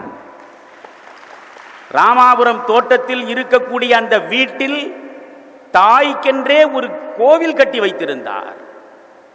எப்பொழுது ராமாபுரம் தோட்டத்திலிருந்து அவர் கார் வெளியே புறப்படுவதாக இருந்தாலும் அந்த கோவிலுக்குள்ளே சென்று தாயை வணங்கிவிட்டுத்தான் புறப்பட்டார். அந்த தாய் அவரை காப்பாற்றினாள்.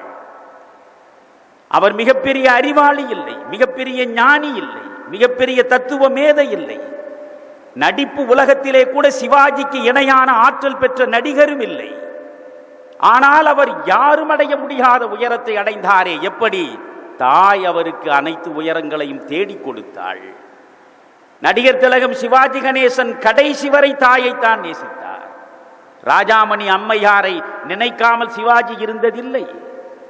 கலைஞர் கருணாநிதி 11ஆம் வகுப்பிலேயே ஃபெயிலானவர், கல்லூரியில் காலெடுத்து வைக்கவில்லை. இன்றைக்கு 94 வயதை முடித்து இந்த மண்ணில் இருக்கக்கூடிய கலைஞர் அடைந்த அத்தனை பெருமைகளுக்கும் காரணம் அவர் தாயை கடவுளாக வணங்கியதுதான். எனவே உங்களுக்கு நான் சொல்கிறேன், தாயை யார் கடவுளாக நினைக்கிறீர்களோ, தந்தையை யார் நெஞ்சிலே வைத்து போற்றுகிறீர்களோ, அவர்களுக்கு காலம் முழுவதும் உயர்வு, வளம், வாழ்வு, நலமாக வந்து கொண்டே இருக்கும். எனவே அன்பு கூர்ந்து உங்களுக்கு நான் சொல்கிறேன், பெற்றோருக்கு எப்பொழுதும் நன்றி உள்ளவர்களாக இருங்கள். ஒவ்வொருவருக்கும் நன்றி செலுத்துங்கள். இப்பொழுது நீங்கள் இங்கே உட்கார்ந்து கொண்டிருக்கிறீர்கள், விதவிதமாக உடை அணிந்து கொண்டு உட்கார்ந்து இருக்கிறீர்கள். நான் இப்பொழுது வெண்ணிற ஆடையில் நின்று பேசிக் கொண்டிருக்கிறேன். உங்களிடம் கேட்கிறேன், மானம் மறைப்பதற்குத்தானே இந்த ஆடையோடு நாம் அமர்ந்திருக்கிறோம்? இந்த ஆடையை அணிந்து கொண்டிருக்கிறோமே, இந்த ஆடையில் இருக்கக்கூடிய ஒவ்வொரு இழையிலும் எத்தனை நெசவாளிகளினுடைய முகம் இருக்கிறது. அந்த நெசவாளிகளுக்கு நன்றி பாராட்டி விட்டால் நாம் ஆடை அணிந்து கொண்டு அமர்ந்திருக்கிறோம். பசியார வேண்டும் என்கிற பொழுது சோற்றிலே கை வைக்கிறோமே, ஒரு கவளம் சோறை எடுத்து வாயிலே வைக்கிற பொழுது ஒவ்வொரு கவளம் சோற்றிலும் எத்தனை விவசாயிகளின் வியர்வை இருக்கிறது. அந்த விவசாயிகளை நினைத்தா நாம் சோற்றை எடுத்து வாயிலே வைக்கிறோம். ஆனால் ஒன்றை மறந்துவிடக்கூடாது, நமக்கு இறைவன் கொடுத்திருக்கக்கூடிய இந்த வாழ்வில் ஒரு நொடி, ஒரே ஒரு நொடி அடுத்தவர் துணை இல்லாமல் நம்மால் நடக்கவே முடியாது. நானாகவே பிறந்து, நானாகவே வளர்ந்து, நானாகவே வாழ்ந்து, ஒரு நாள் நானாகவே செத்து, நானாகவே கல்லறைக்குள்ளே போய் படுத்துவிட முடியாது. என் ஒவ்வொரு நொடியும் அடுத்தவர் துணையோடு தான் நடந்தாக வேண்டும். எனவே எனக்கு உதவி செய்யக்கூடியவனுக்கு நன்றி, என்னுடைய உற்ற தோழனாக இருக்கிற நண்பனுக்கு நன்றி, என்னை பெற்று வளர்த்து ஆளாக்கிய பெற்றோருக்கு நன்றி, எனக்கு உணவளித்தவனுக்கு நன்றி, எனக்கு உடை அணித்தவனுக்கு நன்றி, எனக்கு கல்வியை கொடுத்தவனுக்கு நன்றி என்று நன்றி சொல்லக்கூடிய உள்ளம் பெருகிவிட்டால் உங்களை அறியாமலேயே எல்லா அழுக்குகளும் இதயத்திலே இருந்து அகன்றுவிடும். அதனால்தான் 2000 ஆண்டுகளுக்கு முன்னால் வள்ளுவன் செய் நன்றி அறிதல் என்றே ஒரு அதிகாரத்தை வைத்தான். என் நன்றி கொன்றார்க்கும் உய்வுண்டாம் உய்வில்லை, செய் நன்றி கொன்ற மகர்க்கு என்றார். செய் நன்றி மறந்த மகர்க்கு என்று சொல்லவில்லை, செய் நன்றி கொன்ற மகர்க்கு என்றார். நன்றி கொல்வது என்பது அவ்வளவு கொடுமையானது. இதையே தான் புறநானூரில் ஒரு பாடல் சொல்கிறது. இந்த பாடலை உங்களுக்கு சொல்கிறேன், தயவு செய்து தமிழின் பக்கமும் கொஞ்சம் திரும்புங்கள். தமிழ் படித்தால் வீணாகி விடுவோம், நுனிநாக்கில் ஆங்கிலம் பேசினால்தான் அறிவாளியாக இந்த உலகம் மதிக்கும், ஆங்கிலம் படிப்பதன் மூலமாகத்தான் நாம் மிகப்பெரிய உயர்வை அடைய முடியும் என்ற தப்பான கற்பிதத்தில் இருப்பவர்கள் நாம்.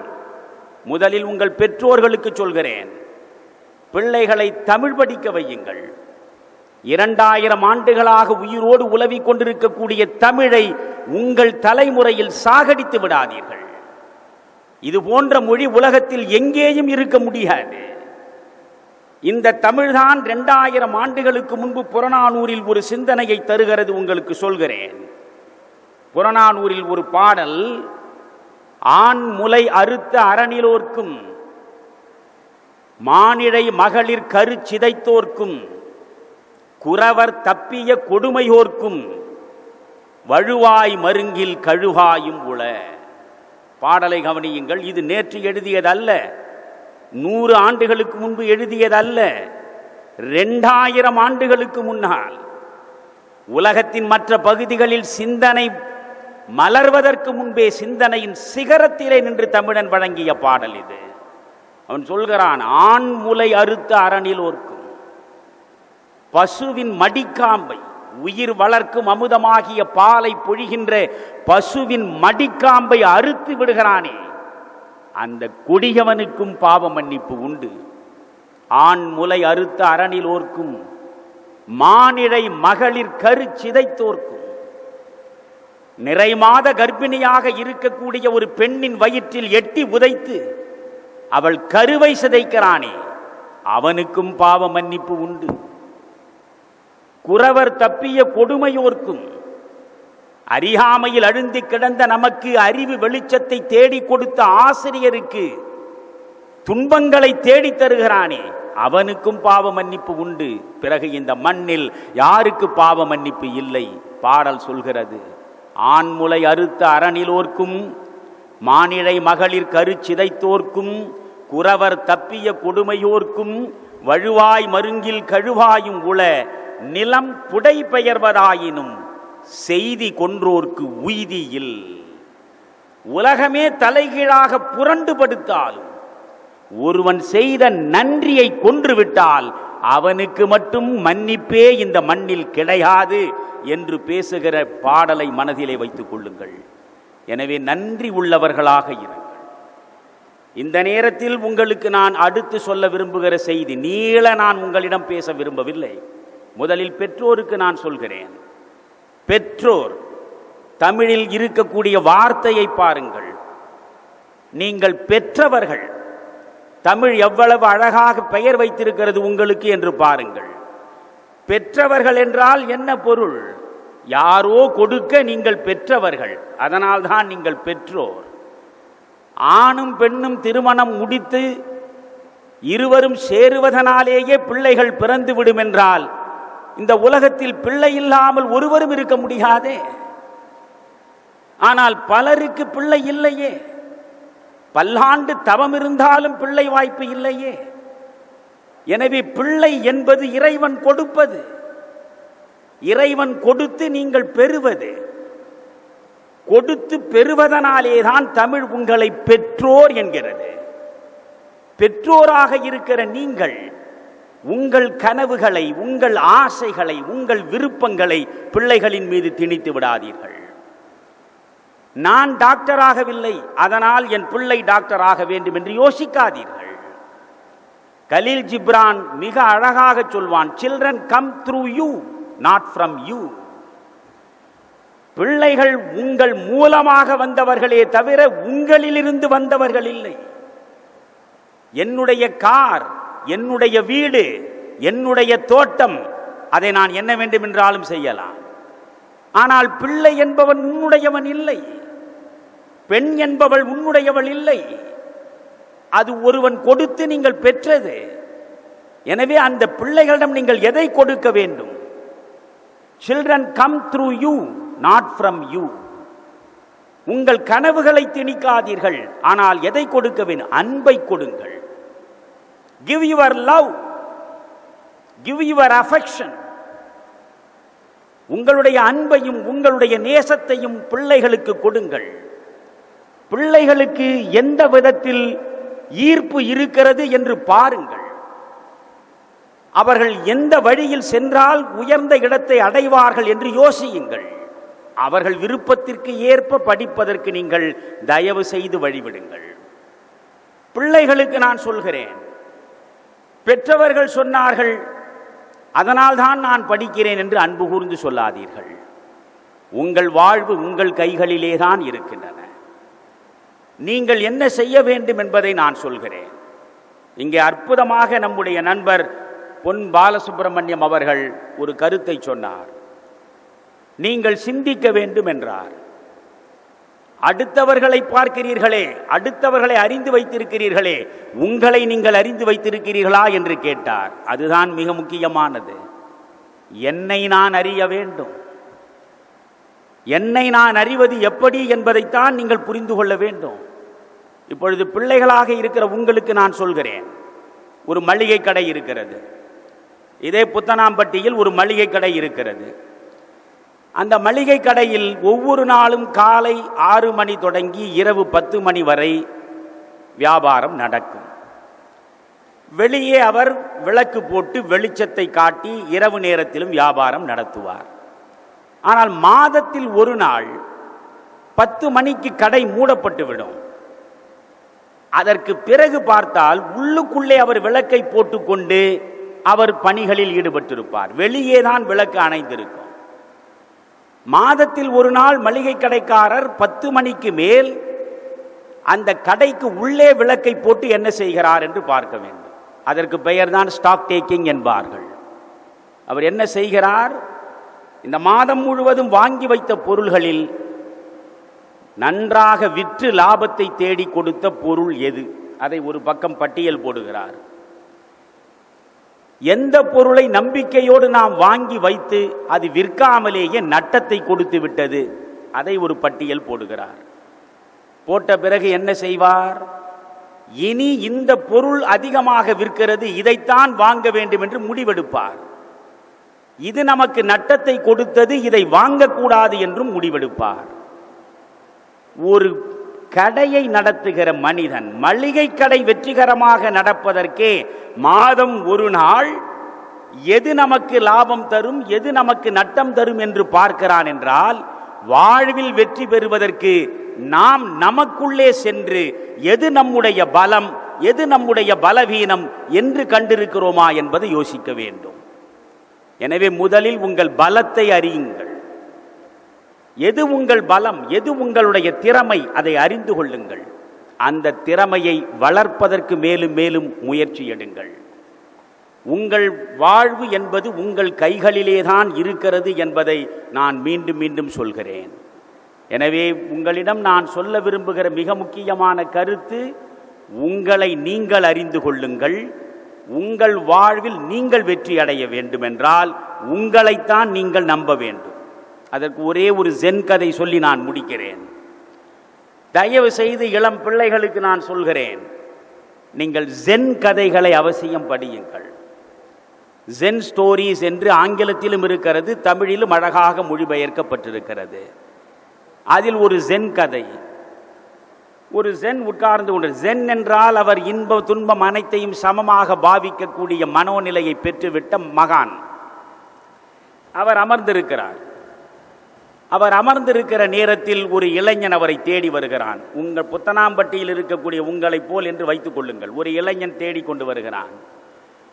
வந்தவன் அமர்ந்திருந்த ஞானியை பார்த்து, ஜென், உங்களைப் போல் நானும் ஒரு ஞானியாக வேண்டும். எனவே ஞானம் பெறுவது எப்படி என்று எனக்கு சொல்லிக் கொடுங்கள் என்று கேட்டான். அவர் பதிலே சொல்லாமல் கண்களை மூடிக்கொண்டு அமர்ந்திருந்தார். அவர் காதில் இவன் சொன்னது விழவில்லையோ என்று நினைத்து மறுபடியும் கொஞ்சம் குரலை உயர்த்தி சொன்னான், ஜென், உங்களைப் போல் நானும் ஒரு உயர்ந்த ஞானியாக வேண்டும். ஞானத்தை எனக்கு பெறுவதற்கு வழிகாட்டுங்கள் என்று உரக்கச் சொன்னான். அப்பொழுதும் அவர் கண் திறந்து பார்க்காமல் மூடிய நிலையிலேயே மௌனமாக இருந்தார். இவனுக்கு எரிச்சல் அதிகமாக வந்தது. இருந்தாலும் அந்த எரிச்சலை அடக்கி கொண்டு இன்னும் குரலை உயர்த்தி, ஜென், உங்களைப் போல் நானும் ஞானியாக வேண்டும். ஞானம் பெறுவதற்காக நான் வந்திருக்கிறேன். எனக்கு ஞானம் அடைவதற்கான வழியை காட்டுங்கள் என்று கத்தினான். அவன் கத்துகிற நேரத்தில் ஜென் உட்கார்ந்திருந்தவர் எழுந்து போய்விட்டார். என்னடா இது, உட்கார்ந்திருந்தவர் எழுந்து போய்விட்டாரே, நம் மீது கோபத்தோடு போய்விட்டாரோ என்று நினைத்து இவன் அங்கேயே தயங்குகிறான். 5 நிமிடம் ஆனதும் ஜென் மீண்டும் வந்து அதே இடத்தில் அமர்ந்தார். இவன் பார்த்தான். பார்த்த பிறகு மறுபடியும் தொடங்கினான், ஜென், உங்கள் மூலம் நான் ஞானியாக வேண்டும். எனக்கு ஞானம் அடைவதற்கு வழியை சொல்லுங்கள் என்றான். ஜென் அவனை அப்பொழுதுதான் முதன்முறையாக பார்ப்பது போல் திரும்பி பார்த்து, தம்பி, இப்பொழுது நான் போய்விட்டு வந்தேன், எங்கே தெரியுமா? எங்கே? சிறுநீர் கழிக்கப் போனேன். சரி, எனக்கு சிறுநீர் வந்தால் நான் தான் போக வேண்டும் சொல்லிவிட்டு மறுபடியும் கண்ணை மூடிவிட்டார். ஜென் கதை எப்படி முடிகிறது தெரியுமா? எனக்கு சிறுநீர் வந்தால் நான் தான் போக வேண்டும் என்று ஜென் சொன்னார்.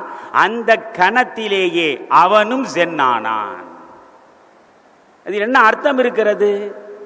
எனக்கு சிறுநீர் வந்தால் நான் தான் போக வேண்டும் என்று சொன்னபொழுதே அவனுக்கு புரிந்து விட்டது, ஞானம் என்பது இன்னொருவனிடமிருந்து இறக்குமதி செய்யக்கூடிய பொருள் இல்லை, அது தன்னளவில் தானே அனுபவித்து உணர்ந்து அடையக்கூடியது.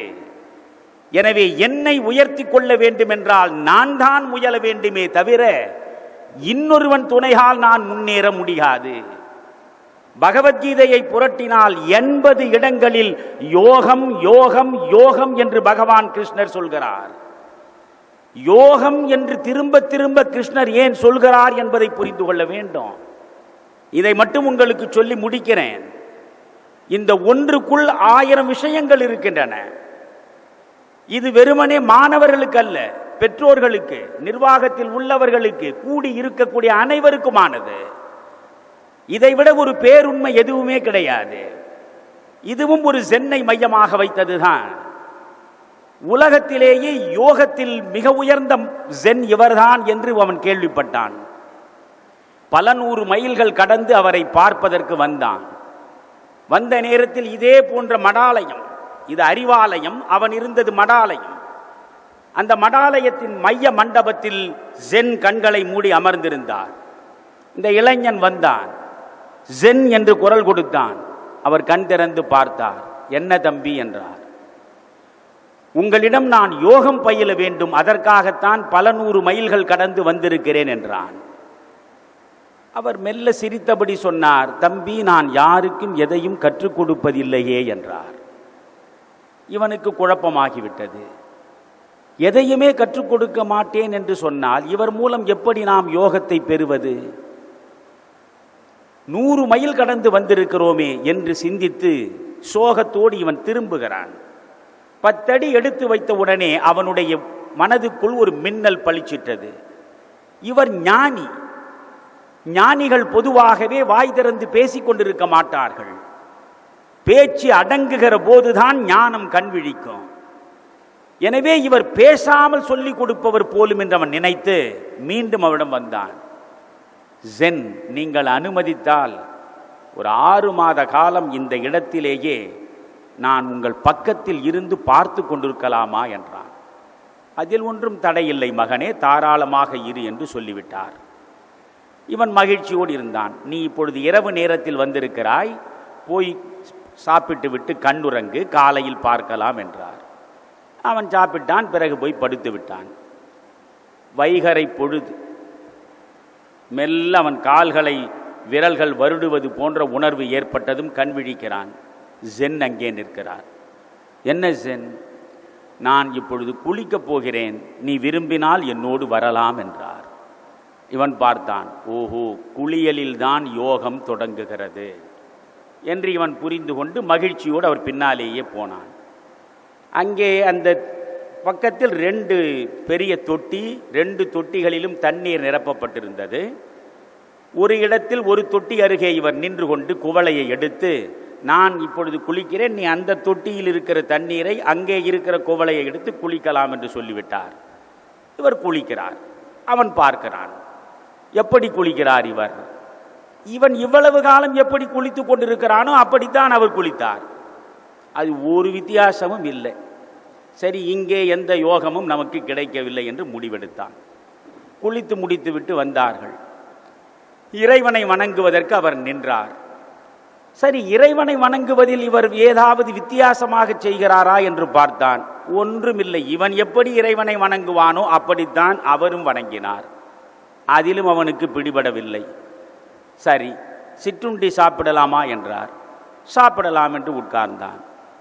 உணவு உண்பதே கூட ஒரு யோகம்தான். அதை சொல்வதற்கு இங்கே நேரம் இல்லை. திருப்பூரில் மனவளக்கலை அமைப்பில் உணவு எப்படி உண்பது யோகமாகும் என்பதை மட்டுமே 1.5 மணி நேரம் நான் விளக்கி இருக்கிறேன்.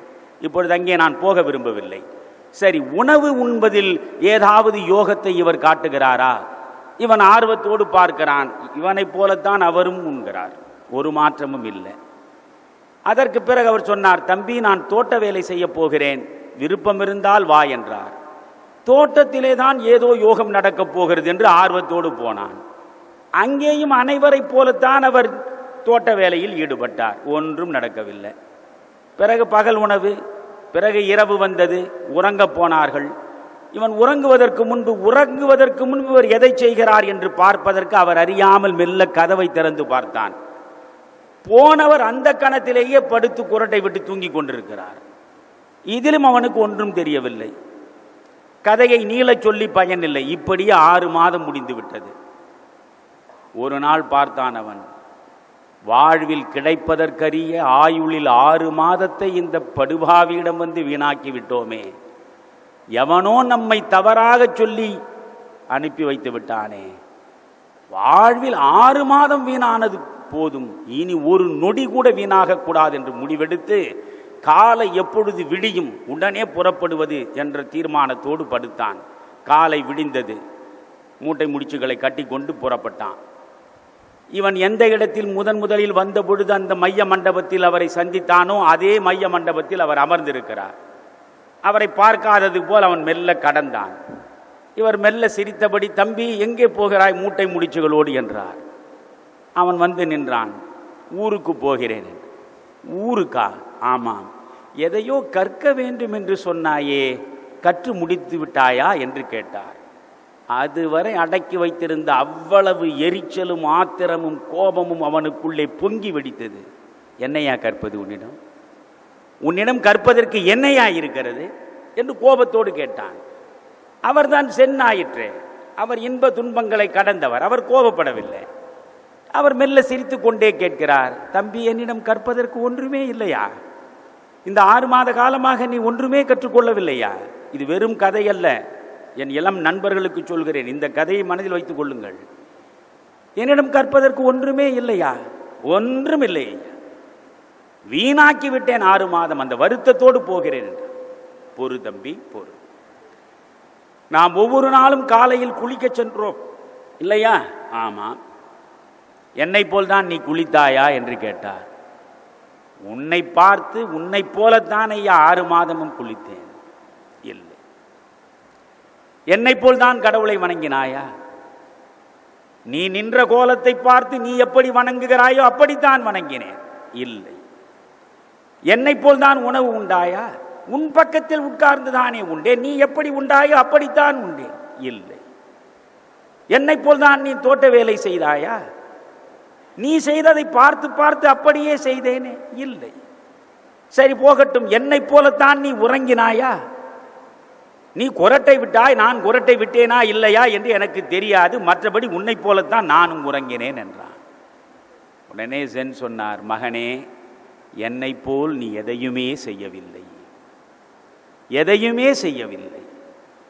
எதையுமே செய்யவில்லையா? ஆம். நீயும் நானும் ஒவ்வொரு நாளும் குளிக்கச் சென்றோமே, குவளையில் தண்ணீரை எடுத்து என் தலையில் ஊற்றுகிற அந்த நொடியிலேயே நீரும் நானும் ஒன்றாகிவிடும். அந்த குளிக்கும் நேரத்தில் தண்ணீர் வேறு நான் வேறு என்ற நிலையே கிடையாது. குளிப்பதை தவிர வேறு எதன் மீதும் எனக்கு சிந்தனை கிடையாது. நீரும் நானும் ஒன்றாகிவிடும். நீ ஒரு நாளாவது அப்படி நீரோடு ஒன்றானதுண்டா? இல்லை. 1000 சிந்தனைகளோடு தான் குளிப்பேன். கடவுளை வணங்குகிற பொழுது கடவுளும் நானும் ஒன்றாக கலந்து விடுவோம். வேறெந்த சிந்தனையும் எனக்கு வராது. உனக்கு அப்படி ஒரு அனுபவம் உண்டா? இல்லை. கடவுளை வணங்கும் பொழுதும் எனக்கு பல சிந்தனைகள் வரும். உணவை உண்ணுகிற பொழுது உணவு வேறு நான் வேறு இல்லை. உணவே நானாகி விடுவேன். நீ அப்படி ஆனதுண்டா? இல்லை. தோட்டத்தில் வேலை செய்யும் பொழுது வேலையும் நானும் ஒன்றாகும். வேறு சிந்தனையே கிடையாது. நீ அப்படியா? இல்லை. உறங்கும் பொழுது நீ சொன்னாய் நான் விடுவேன் என்று. படுத்த அடுத்த கணத்திலேயே உறக்கமும் நானும் ஒன்றாகி விடுவோம். நீ ஒன்றானதுண்டா? இல்லை. இப்பொழுது புரிந்துகொள், நீங்களும் புரிந்து கொள்ளுங்கள். யோகம் எது என்று தானே கேட்டாய். யோகத்தை கற்கத்தானே வந்தாய். இப்பொழுது சொல்கிறேன் கேள். யோகம் என்றால் வேறொன்றுமில்லை. எந்த நேரத்தில் எதை செய்கிறாயோ அதுவாகவே மாறிவிடுவதற்கு பெயர்தான் யோகம். படிக்க வந்து விட்டீர்களா, படிப்பும் நீங்களும் ஒன்றாகிவிட வேண்டும். படிக்கும் பருவத்தில் வேறு சிந்தனைகளுக்கு இடமே இருக்கக்கூடாது. படிப்பும் நீங்களும் ஒன்றாகி பாருங்கள், உங்கள் வாழ்வில் வெற்றியை தவிர வேறு எதுவும் கிடையாது. வீட்டிற்கு சென்றீர்களா, தாயையும் தந்தையையும் பார்த்தீர்களா, தாயோடும் தந்தையோடும் ஒன்றாகி விடுங்கள். எனவே ஒன்றாதல் பொருந்துதல் என்பதற்கு பெயர்தான் யோகம். எதை எந்த நேரத்தில் செய்கிறோமோ அதனோடு முற்றாக பொருந்திவிட வேண்டும் என்பதைத்தான் பகவத்கீதையில் 80 இடங்களில் பகவான் சொல்கிறார். பொருந்துங்கள், எந்த இடத்தில் இருக்கிறீர்களோ அந்த இடத்தோடு முற்றாக பொருந்துங்கள். உங்கள் அனைவருக்கும் சொல்கிறேன், மீண்டும் சொன்னதையே சொல்கிறேன், தாய் தந்தையை மறந்து விடாதீர்கள். தாயையும் தந்தையையும் மறந்து ஒரு வாழ்வே உங்களுக்கு கிடையாது. நான் ஆனந்த விகடனில் ஒரு ஆண்டு முழுவதும் ஊருக்கு நல்லது சொல்வேன் என்று ஒரு தொடர் எழுதினேன். இன்று வரையில் தமிழில் மிக அதிகமாக விற்பனையான புத்தகங்களில் அது ஒன்று. அதில் தாய் என்ற ஒரு கட்டுரையில் நான் ஒரு பாடலை ஒரு கவிதையை எழுதினேன். அதை ஒரு கவிதை என்று சொல்ல வேண்டியதில்லை, ஒரு புது கவிதை என்று கூட நாம் சொல்ல வேண்டியதில்லை. என் கருத்தை அந்த கவிதை வடிவத்தில் எழுதினேன். அதை மட்டும் சொல்லி நான் உங்களிடமிருந்து விடைபெறுகிறேன். ஒரு பையன், இதே மாதிரி புத்தனாம்பட்டி என்று வைத்துக் கொள்ளுங்கள். இந்த புத்தனாம்பட்டியில் ஒரு ஏழை விவசாய குடும்பத்தில் பிறந்த ஒரு பையன் தன் முயற்சியால் படித்து பிஇ பட்டம் பெறுகிறான். பிஇ பட்டத்தில் மிகப்பெரிய மதிப்பெண்ணை பெறுகிறான். ஆனால் படித்து முடித்த பிறகு அவன் சோகத்தோடே வீட்டில் இருக்கிறான். எப்பொழுதும் கவலை தோய்ந்த முகமாகவே இருக்கிறான்.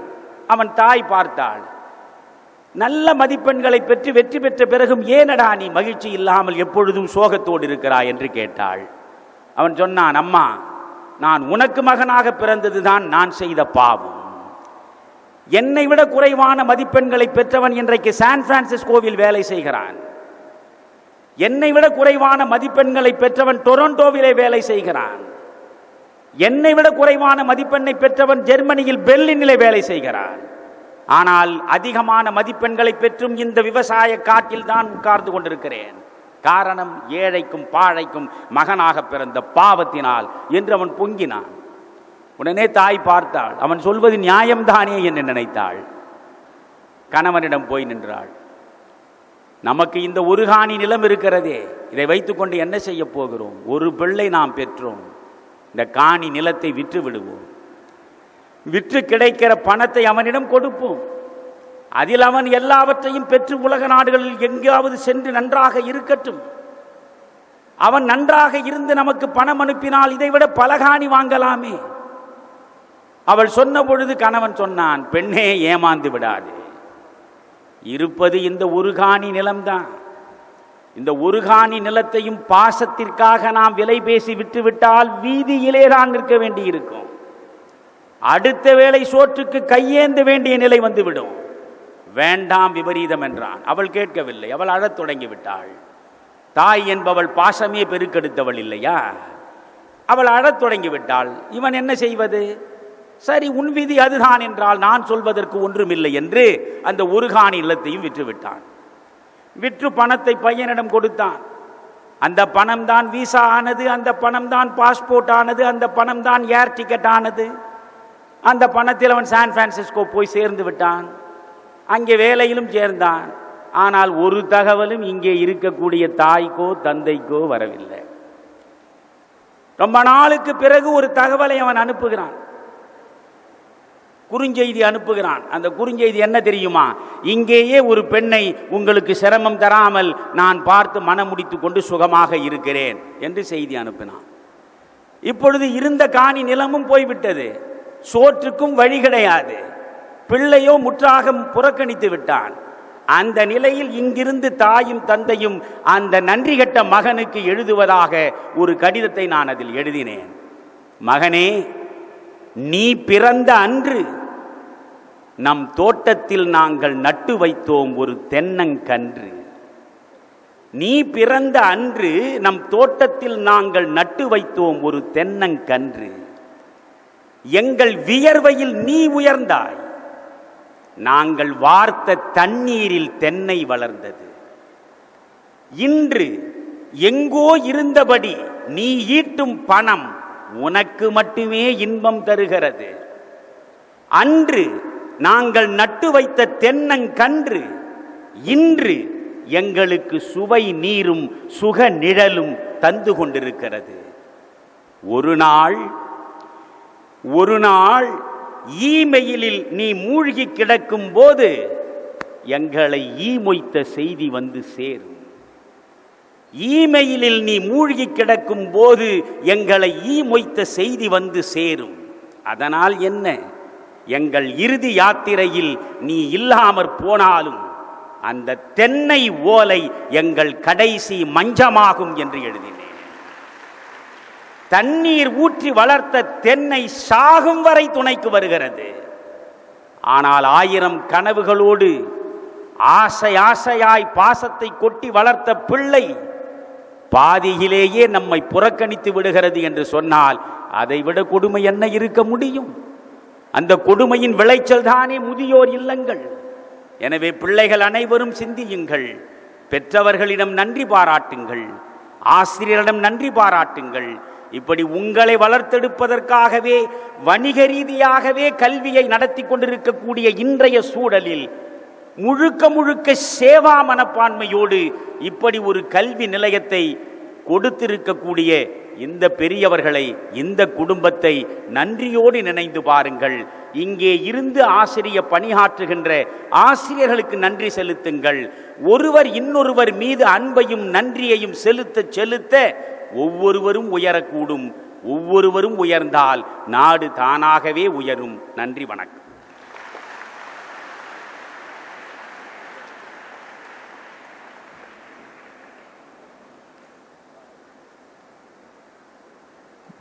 பட்டம்மாள் முருகேசனார் பெற்றெடுத்த தவ புதல்வர் ஐயா அவர்கள் 67 வயதானாலும் அணு அளவு கூட அவருடைய ஆற்றல் வாய்ந்த சொல்லில் பிசுகு தட்டாது உண்மையை உண்மையாக பேசக்கூடியவர். பாரதி தான் இதை அவ்வாறு செய்வான், மனதில் பட்டதை படையல் என்று சொல்லக்கூடியவன் பாரதி. முண்டாசு கவி, முறுக்கு மீசை, தமிழுக்கு இரத்த தானமும் புத்தி தானமும் செய்தவன் பாரதி. அந்த பாரதி வழியில் வந்தவர் ஐயா தமிழறிமணியன் ஐயா அவர்கள். எனவே ஐயா அவர்கள் இதுவரை ஆற்றிய உரையிலிருந்து மாணவர்கள் செவிமடுத்து ஐயா வாழ்வில் கற்றதை, பெற்றதை, உணர்ந்ததை நீங்கள் எல்லாம் கடைபிடித்து வந்தால் இந்த வாழ்நாள் முழுவதும் நீங்கள் பெற்றோருக்கு நன்றி கடனோடு இருந்தால் நீங்கள் பேரோடு சிறப்போடு வாழ்வீர்கள் என்பதை தன்னுடைய ஆழமான அகன்ற உரையில் பேசியமைக்கு மீண்டும் கல்லூரி சார்பாக, நிறுவனத்தின் சார்பாக நெஞ்சார்ந்த நன்றி தன ஐயா அவர்களுக்கு, அவருடைய பொற்பாத மலர்களுக்கு சமர்ப்பணம் செய்கின்றோம். ஐயா விழாவின் நிறைவாக நன்றி உரை ஆற்றுவதற்காக இங்கே எம்முடைய கல்லூரியுடைய இயற்பியல் துறையின் தலைவர் குமாரராமன் ஐயா அவர்களை அன்போடு அழைக்கின்றேன். இந்த துறை அப்துல் கலாம் கண்ட துறை, அணுவை ஆராயும் துறை, வானத்தை அலசும் துறை, வையமே புகழும் துறை, நிலவை கண்ட துறை, நீரை உடைக்கும் துறை. இத்தகைய பெருமை வாய்ந்த துறைக்கு சொந்தக்காரர் டாக்டர் குமாரராமன் ஐயா அவர்களை அன்போடு அழைக்கின்றேன். நன்றி பாராட்ட இந்த விழாவிற்கு மாணவருடைய கரவொலிக்கு முன்பாக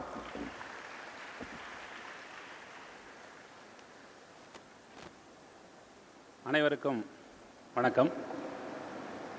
பெருமைமிகு நேரு நினைவு கல்லூரியின் பொன்விழா காணும் இந்த அருமையான தருணத்திலே இந்த புதியோர் தினத்திற்காக இங்கே வருகை புரிந்து நமக்கெல்லாம் ஆசீர்வாதம் அளித்து அருமையான ஒரு சொற்பொழிவினை நிகழ்த்திய நமது கல்லூரியின் ஐயா அவர்களுக்கும் அம்மா அவர்களுக்கும் இந்த கல்லூரியின் சார்பிலே நன்றிகளை காணிக்கையாக்குகின்றேன்.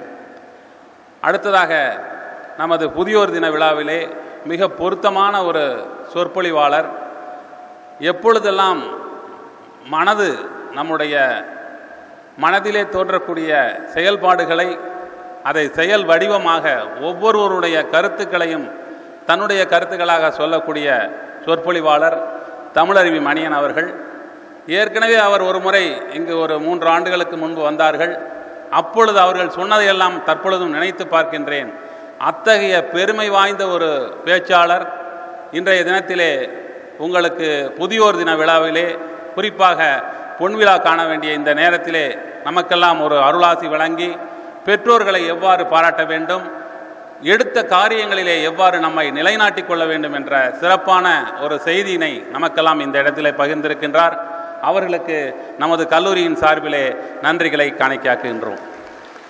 நமது கல்லூரியின் பிரசிடென்ட் பொன் பாலசுப்ரமணியம் அவர்கள் நமது கல்லூரி விழா என்றாலே சிறப்பான ஒரு அழைப்பாளர்களை இங்கே அழைத்து, இந்த மேடையானது நமது சக்திவேல் சொன்னது போல அப்துல் கலாம், வைரமுத்து போன்ற மிகப்பெரிய சிந்தனையாளர்களையும் செயலாக்கக்காரர்களையும் கூட்டி வந்து இந்த கிராமத்து மண்ணிலேயும் சிறந்த பேச்சாளர்களையும் சிறந்த வல்லுநர்களையும் கொண்டு வந்து நமக்கெல்லாம் ஒரு அறிவாற்றலை உருவாக்க வேண்டும் என்ற சீரிய எண்ணத்திலே செயல்பட்டு கொண்டிருக்கிறார்கள். அந்த நமது பிரசிடென்ட் சார் அவர்களுக்கும் இந்த நேரத்திலே நன்றிகளை காணிக்கையாக்குகின்றேன். சென்னையிலே இருந்து இங்கு வந்து நமது கல்லூரி பணியினை சிறப்பான முறையிலே செய்து நமது ஆசிரியர்களுக்கும் மாணவர்களுக்கும் அனைவருக்கும் ஊக்கம் அளித்து கொண்டு இருக்கக்கூடிய நமது செயலர் ரவிச்சந்திரன் அவர்களுக்கு நமது நன்றியினை இந்த நேரத்திலே காணிக்கையாக்குகின்றேன். புதிதாக வந்திருக்கக்கூடிய முதல்வர் என்னுடைய நண்பர் நமது ஆர்பி அவர்களுக்கும் இந்த நேரத்திலே இந்த விழாவினை மிக சிறப்பாக நடத்தியமைக்காக நன்றிகளை இந்த இடத்திலே சொல்லிக்கொள்ள விரும்புகின்றேன். நமது கல்லூரியின் முன்னாள் முதல்வர் ஜெயபிரகாசம் அவர்கள் நமது கல்லூரியின் செயல்பாட்டிலே மிகவும் அக்கறை கொண்டு நம்மோடு துணை இருந்து நமக்கெல்லாம் நாக் போன்ற மிக சிறப்பான செயல்களை செய்வதற்காக தொடர்ந்து நம்முடைய இருக்கின்றார்கள். அவர்களுக்கும் இந்த தருணத்திலே நன்றிகளை காணிக்கையாக்குகின்றேன். நமது பெற்றோர் சங்க தலைவர் அவர்கள் ராமதாஸ் ஐயா அவர்கள் எப்பொழுது நமது கல்லூரி விழா என்றாலும் அவர்களுக்கு எந்த ஒரு சூழ்நிலையாக இருந்த பொழுதிலும் அந்த நேரத்திலே, குறிப்பான நேரத்திலே வந்து மாணவர்களை உற்சாகப்படுத்தி அவர்களுக்கு ஆதரவு தெரிவித்து நம்மோடு அன்பாக செயல்படக்கூடியவர்கள் அவர்கள் இங்கே வந்திருக்கின்றார்கள். அவர்களுக்கும் நமது கல்லூரியின் சார்பிலே நன்றி தெரிவிக்கின்றேன். நமது இந்த சிறப்பு விருந்தினர் இங்கு வருவதற்கு மிகவும் பெரிதும் உறுதுணையாக இருந்த நமது கல்லூரியின் அன்பானவர் வக்கீல் கணேசன் அவர்களுக்கும் மற்றும் இந்த விழாவிற்காக இத்தனை தூரம் வந்து சிறப்பித்த பேராசிரியர் பெருமக்களுக்கும் மற்றும் ஆசிரியர்களா பணியாளர்களுக்கும் மற்றும் இங்கே வந்திருந்த பத்திரிகை நண்பர்களுக்கும், குறிப்பாக இந்த புதியோர் தின விழாவிலே கலந்து கொண்டு இந்த கல்லூரியில் தங்கள் குழந்தைகளை சேர்த்து பெருமை பெற்று இந்த கல்லூரி மென்மேலும் வளர்வதற்கு தங்கள் குழந்தைகளை ஊக்குவித்து நமது சொற்பொழிவாளர்கள் சொன்னது போல தாய் தந்தையர்களுடைய பெருமையை நாம் உணர்ந்து ஒவ்வொரு நாளும் இந்த கல்லூரியில் படிக்கும்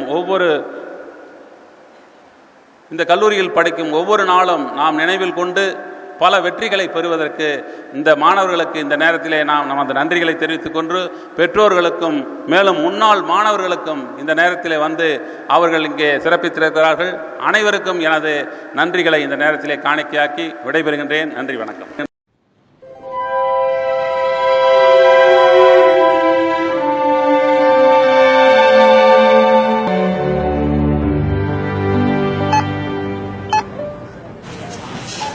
Total $68.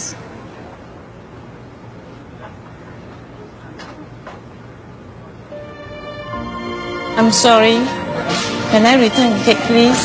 Sure, yes. I want the cake, please. I won't ask for anything else. Next time.